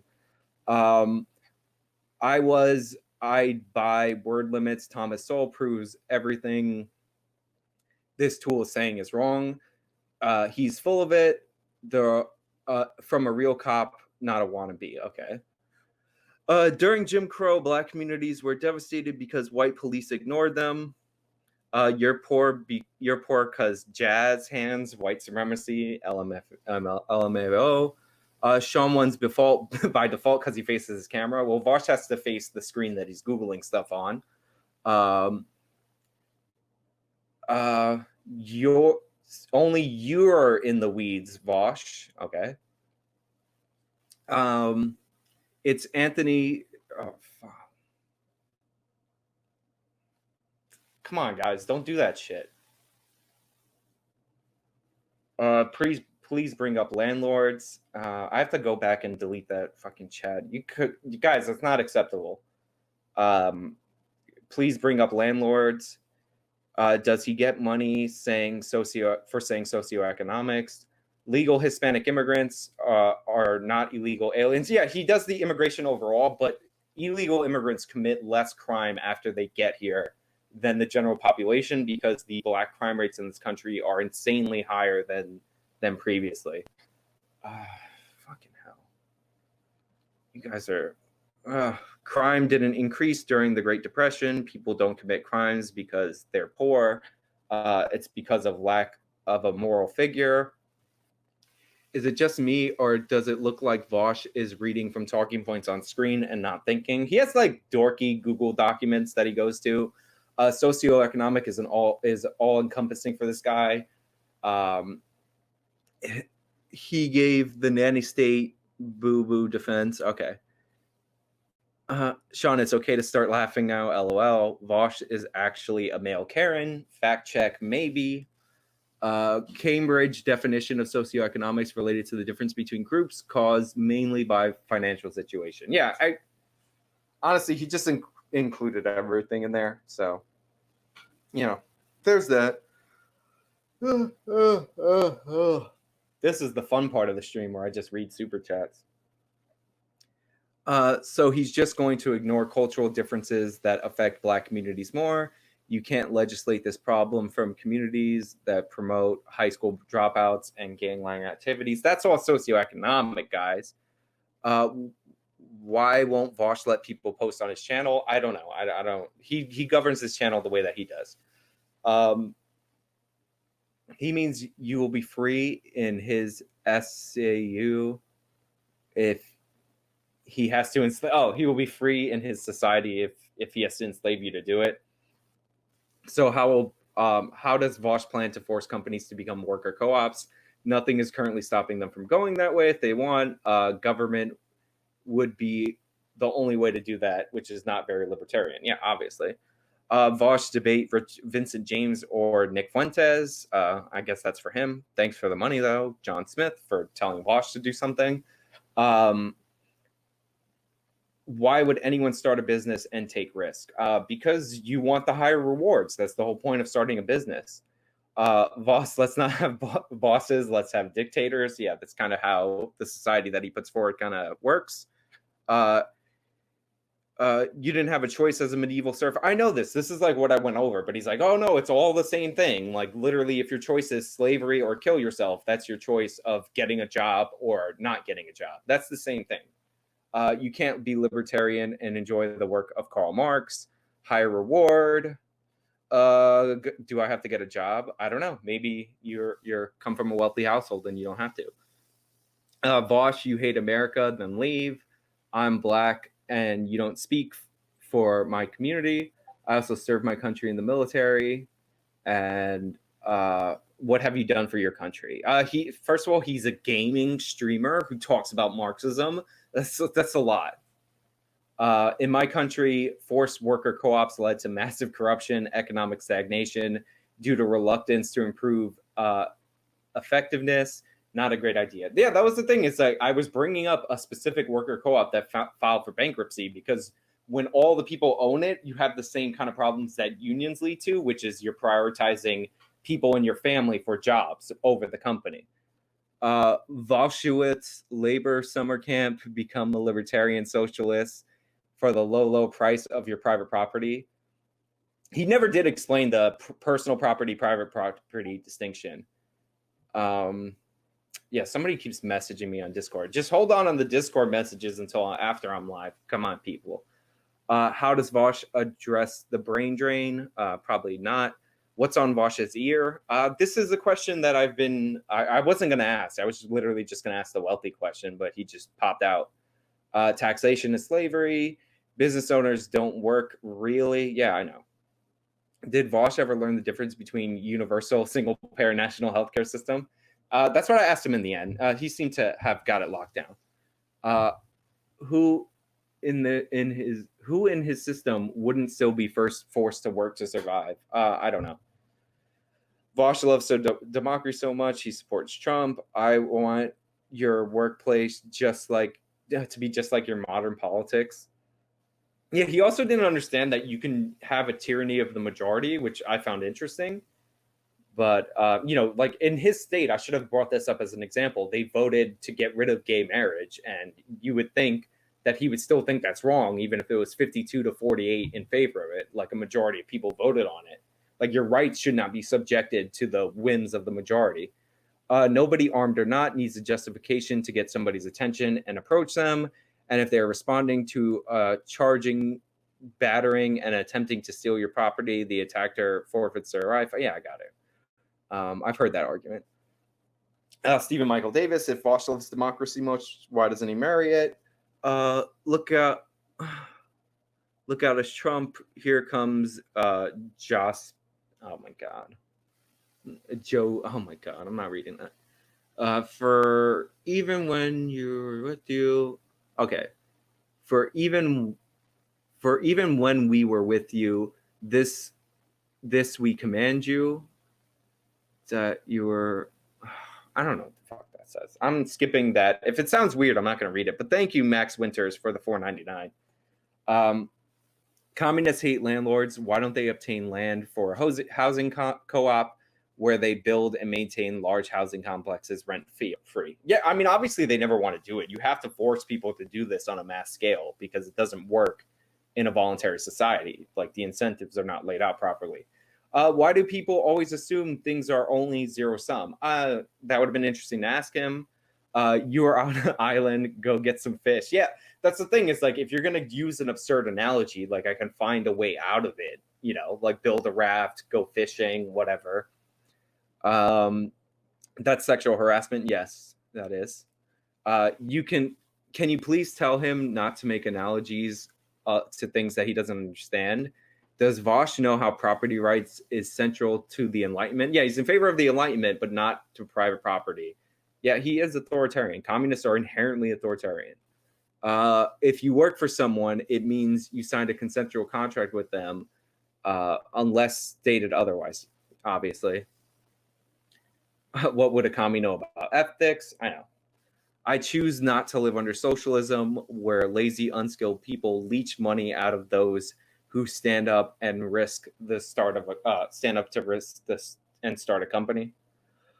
Vaush banning people in his chat for disagreeing. Yeah, I don't ban you guys, except for Discord when you annoy me and you violate the rules. Then you get banned. Successful co-ops seem to always be sold off and transition into private companies with regular corporate structures. Also, does Vaush only debate big channels? Well, I mean, when I asked him, my channel was slightly bigger, but he's grown because he's had a lot of guests on lately. So, yeah, that's the market. Like, he basically fills that need. If you remember when everybody was saying debate, like debate me if you're a leftist, his channel serves that market, because people on the right or like, you know, centrist or whatever were looking to debate so badly. He fills that void. Like, it's a good marketing strategy. I don't begrudge his capitalist nature. How would these co-ops start to begin with? Where does the funding come from? Are banks now forced to give loans to co-ops? Vaush, I constantly offer to help people I meet and start their own businesses. 95% of the people don't want to. They just want an easy paycheck. It's not even that an easy paycheck. A lot of people are willing to work for their paycheck, but they want a secure paycheck. I don't know where Vaush gets off telling me I don't like my job. How can he tell me what I like? No, he's seen a survey and people report some happiness in limited co-ops. You can choose what job you want. Don't like the pay, go for a better job. I stayed at 725. I'm not making 1675. I enjoyed working at that place. Okay. The U.S. worldwide free market does not have a finite amount of resources, opportunities for earning. Yeah, people create wealth. I know that. Like, again, very limited scenario. In Vaush's defense, no one likes hard work. The world would be better if everybody did nothing. Okay. I'm assuming that's sarcasm. You work to live, not live to work. I don't want to brush my teeth, but I don't want to have I don't want to brush my teeth, but I don't want to have cavities, and it's fair. Vaush, I think he would say that's not fair because you don't really have an option. Vaush is turning pink. You got him, man. Is Vaush really qualified to speak for people who work for a living? Vaush says there's not enough data for inner city crime, but more than enough data for U.S. worker co-ops. I know. AJW gives Vaush the consideration of hearing him out. Vaush only wants his turn to speak. Yeah, like that was the thing, is he interrupted me numerous times, and then like a child, when I pointed out that he was interrupting me, he started pointing out when I was interrupting him. And I knew that because I interrupted him to tell him that he was interrupting me this whole time. But it was like, oh yeah, but you're doing this. And he does that thing that I've called out multiple times where he tries to reflect a right-wing insult from like 2016 to a right-wing person. So he's like, you're triggered. Or I forgot what the other one he used was. It's not that hard. Vaush filibustering does not make your argument any more valid. Vaush's problem is that he thinks he has all the right solutions based on his ideological stance, and has such a myopic worldview as a result. His problem is that he's a communist. Not necessarily. Vaush, people do like working for other people as an employee. Well, if it's a leader, yeah, people naturally follow leaders. Isn't communism pretty much one large worker co-op? I think that's what he's aiming for. So he might classify that, if you try to steel man him, he might say that. I can prove workers in co-ops are more unsatiated. How many co-ops fail rather than succeed? The failure rate is clearly unsatisfied with co-ops. Every single person is able to start a worker co-op. Yeah, we know that. Oh, Vosh, show me your stats. I doubt you have any. I did do StreamYard, so he was actually able to screen share throughout this debate. He did not. So we ended up having to play like a loop-de-loop of him sending me stuff in Discord and him sending me stuff in the private chat of the StreamYard. So that was interesting. The worker co-op he is talking about are voluntary. Yeah, I made this point. He's talking about a transition period where investors know they won't be getting a return. If co-ops were viable, we'd have more of them. Gulags is the same thing as a worker co-op. Study slavery. Study slavery. You don't get your hands chopped off now. The data, Sean. What does the data mean? Vosh, practice what you preach. Open a corporate. I think he meant a co-op. And make it successful. Oh, make it open a corporation. Transition to a co-op and make it successful. Okay, got it. Let's see how you do.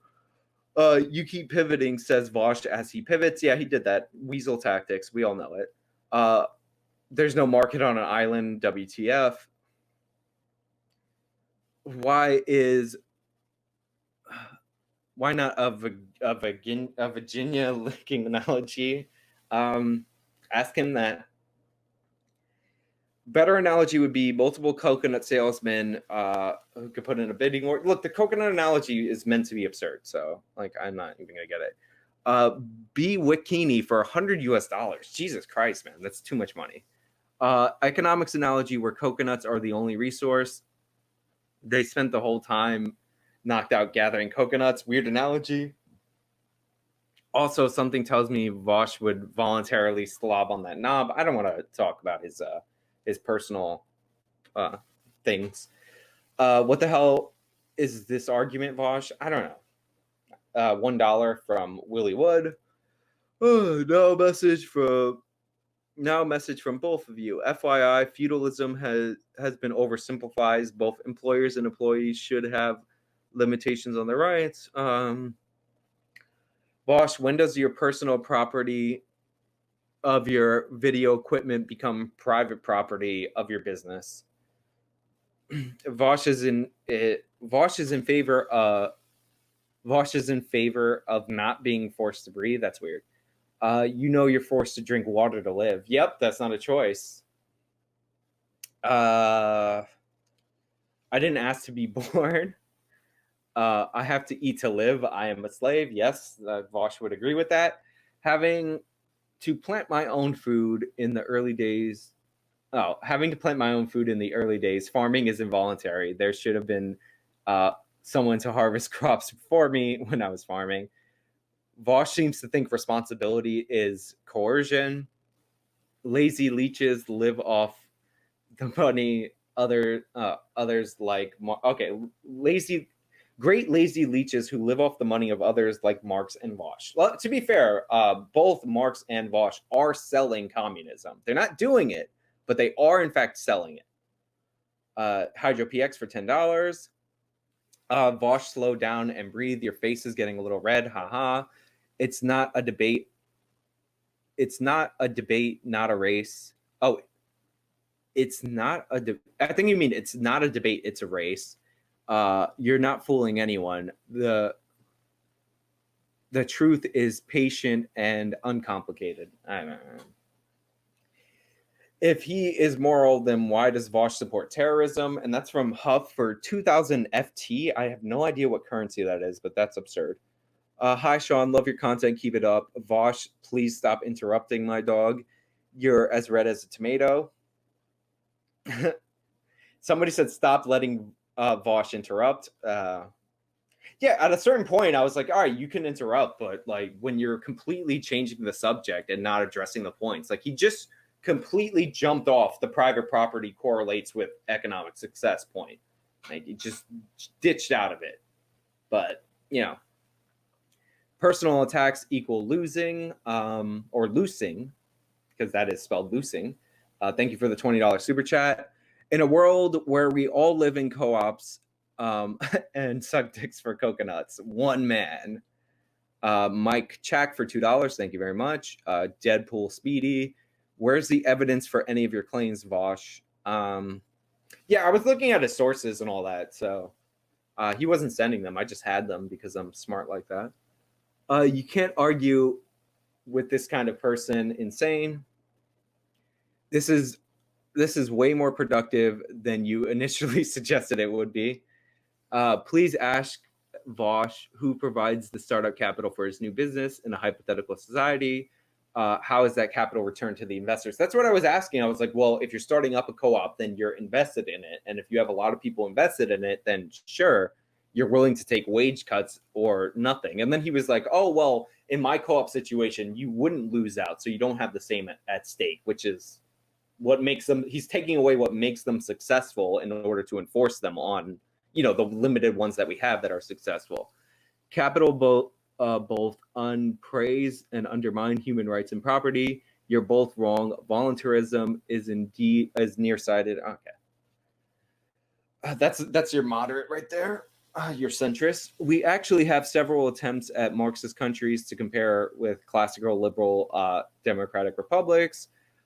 There weren't a lot of those to compare to monarchies when they look their best. Yeah, we have plenty of examples of that, but those aren't real socialism. I don't know if you guys have heard that.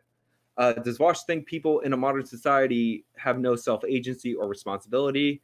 I don't like my current job, but I choose to do something about it. Can you guys change? Can you guys please get a damn moderator? I don't know if a moderator would help. Moderators are kind of, especially on the internet, like, who am I going to find? Well, that coconut analogy, so indirect, saying prostitution should be illegal because it's financial coercion. That's an interesting counterpoint. I'm going to force a woman into my bed. It's a bit coercive, but it's her voluntary choice to do it. His argument is the two options fallacy. It's a false dichotomy, yeah. Make out two choices, blow me or die. There are other choices you can fight and negotiate, very flawed. Democracy is mob rule. Cavemen 10,000 years ago. Oh, I can't believe I have to go hunt and gather to survive. My only other option is to starve. This is slavery. This is the master debater I keep hearing about. What a letdown. Yeah. So his thing is he wants to lure you into arguing with him aggressively and get into an insult contest so he could say that you can't stick to the topics. But the problem is if you don't do that, his audience gets bored and they're bloodthirsty. So you see him trying to work in the you're triggered like a leftist and all that nonsense. Like, I'm not an idiot. I've experienced this before. So the definition of tyranny is oppressive power extended by government, any type of government. I would agree with that. Vaush is being a moron with slavery. It's time to turn off the debate. Gay marriage would be against the Constitution when they voted on it. California, tyranny of the majority. That's a point I brought up earlier in this post conversation. He's no Slav. I don't even know what the fuck that is. I don't want to read names that I don't know. You can't debate somebody who doesn't know their own values or have them. Vaush is the definition of a lazy, tyrannical bum. How are the immigrants from socialist countries who choose to America so they could sell their labor for capitalists in any way forced to work they literally swim from Cuba to work in this country. People, dissidents from socialist countries make the best capitalists. Welcome to another episode of Vaush Doesn't Know a Thing. Vaush needs a debate. I don't know, that Dawson guy and call him, okay. Vaush's analogy is based on a false dichotomy. Yeah, I realize that. That's what I pointed out. If capitalism is coercive, then there's no choice or option to escape it. How did we acquire data on worker co-ops? It's also coercive. It was either form a worker co-op or work in an evil capitalist laboratory. And how is the data reliable if in the framework of a capitalist system? Look, you have to ask him that. Interrupts whenever Sean tries to clarify. Yeah, that's a frustrating part of these debates. That's why these aren't really debates, because anytime I try to clarify a point, he interrupts with the same criticism, so I have to start all over again. Vaush is running in circles. We need to move forward. Vaush is literally screeching. Children can't consent. End of the story. Yeah, he tried to dodge that point when I was trying to bring it up, but I can't believe how patient you're being with this guy. is literally running in circles, accusing you of running in circles. Yeah, projection, obviously. A Jones for $1, A Jones again for $5. If I talk really fast, I assume you mean fast, and over you, does that mean I win? Just talk about South Park already. Yeah, he's wrong about South Park and horribly wrong about South Park. Of course, the Caucasian would say that slavery is like having a job. True, Vaush is the Caucasian. I am a daywalker. I'm half Hispanic. A 3-year-old thinks he's Chewbacca. Give him, I don't know. Oh, okay. Give him a treatment for that. I guess it's a hair growing thing. Vaush tries so hard to be Destiny. It's nauseating. Yeah, he's from the Destiny group, I think. If adults in college are so mentally weak they need safe spaces, how are children and adolescents incapable of making a life-altering decision? You are dominating this Spurg. I assume that's about me, because if it wasn't about me, it would be wrong. So Vaush is okay with child sex. He is okay with children making adult decisions. Vaush has a background in criminal justice, is being a tanky criminal. His biggest crime is dangerous amounts of fat huffing. Okay. In a condescending voice. Yeah. So I knew he wasn't he took a criminal justice class. That's what he was saying. And he read some stuff on the internet. Like I didn't want to just flex my credentials from going to an actual university that was, about criminal justice. Children cannot consent to any medical procedure. Yeah, they do not. And yeah, Vaush thinks Adderall makes you smarter. Only 5% of kids negatively effective. Write them off as 5%. Yeah, it depends on how. Only 5% of business. Okay, only 5% of kids are negatively affected. Write them off as only 5%. Only 5% of businesses are co-ops. Therefore, we need to make them the cornerstone of my argument. What about studies on destinants? I don't even know what that says. Thank you for the super chat. What if those children grow up and want to be married and be fruitful? Yeah, that was also, I forgot the sterilization thing, because he just kept, going hard. Sample bias. Yeah, thank you. Mayo Clinic says it risks bone density and fertility. HRT prevents the bone loss of puberty blockers. See, this is one of the things I was trying to stay on. The Coconut Island, Gullah Gullah Island come together in bright sunny weather. Let's all go to social economic suicidality. What the fuck is this? Not enough data, weird analogies, and Shawnee doing his best not to laugh. Why is he so bad at analogies? Because he's trying to give you an unanswerable question. If a lot of people go on to reaffirm natal sex after puberty, we ought to look at how puberty blockers affect them. That's what I was trying to get at. I'll talk about it. Vaush is about to cry. Do people who detransition have the same bone density as people who never transition? I wish I was asking that question. The biggest problem with blockers is that they prevent a child from bearing children. I mean, whatever. Vaush explained how the Canadian healthcare system works. We've already gotten past that meme. Vaush, your fart huffing has given your colon cancer. 69 for the win from not here. Congrats on your victory. I mean, there's no real winning. This is the winning part. The fact that you get attention, subscribers, views. This is the whole market. This is why he does the debates, because it gets him attention. Vaush's buttocks will never fully recover from the pounding it just received. P.S. You aren't Destiny. You'll never be Destiny. Give up. What is this circus? Neither of you could stay on point, and you kept going down rabbit holes. At least my logo is a rabbit. I feel like I'm done. Hopefully. I'm going to refresh and see if there's any more chats. Hopefully there's not that many more, because I'm sick of reading, because I'm a cranky old man. Fucking hell. You guys keep sending them.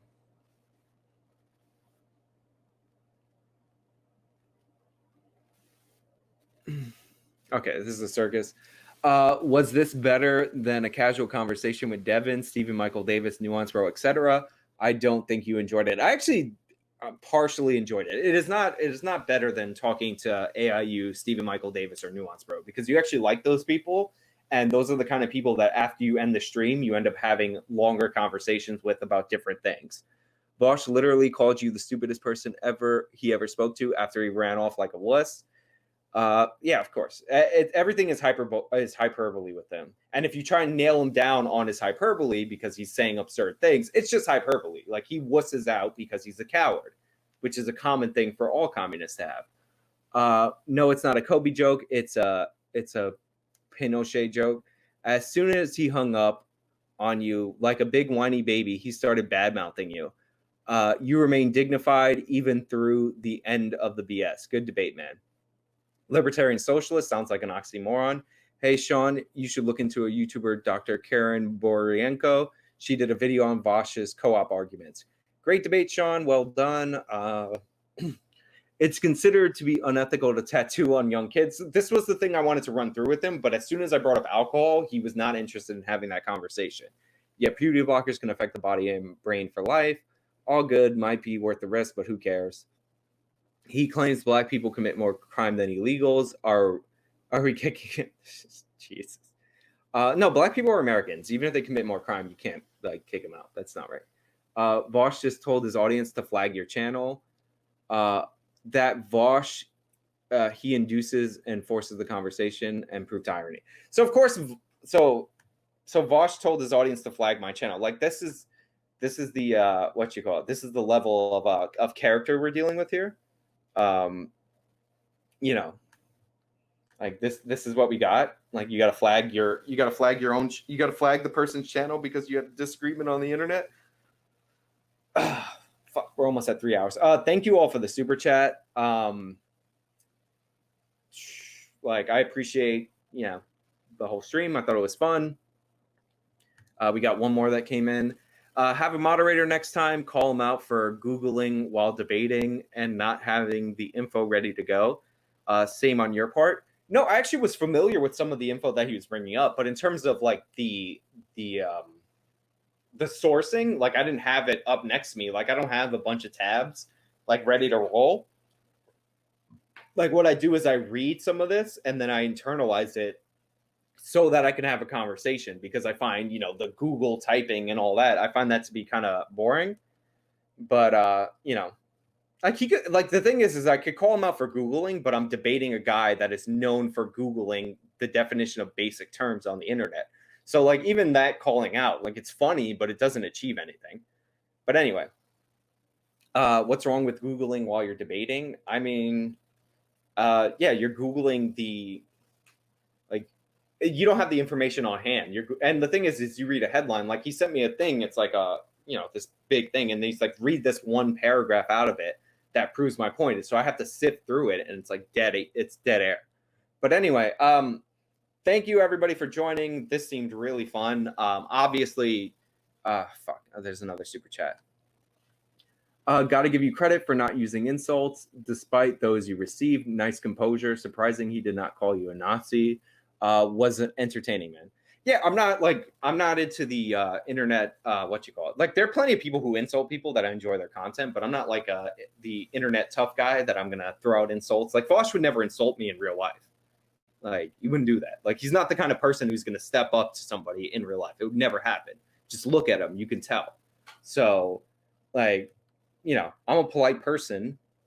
Like, if you attack me in real life, then you get a real life response. But, so yeah, that's pretty much it. I just want to wrap the stream.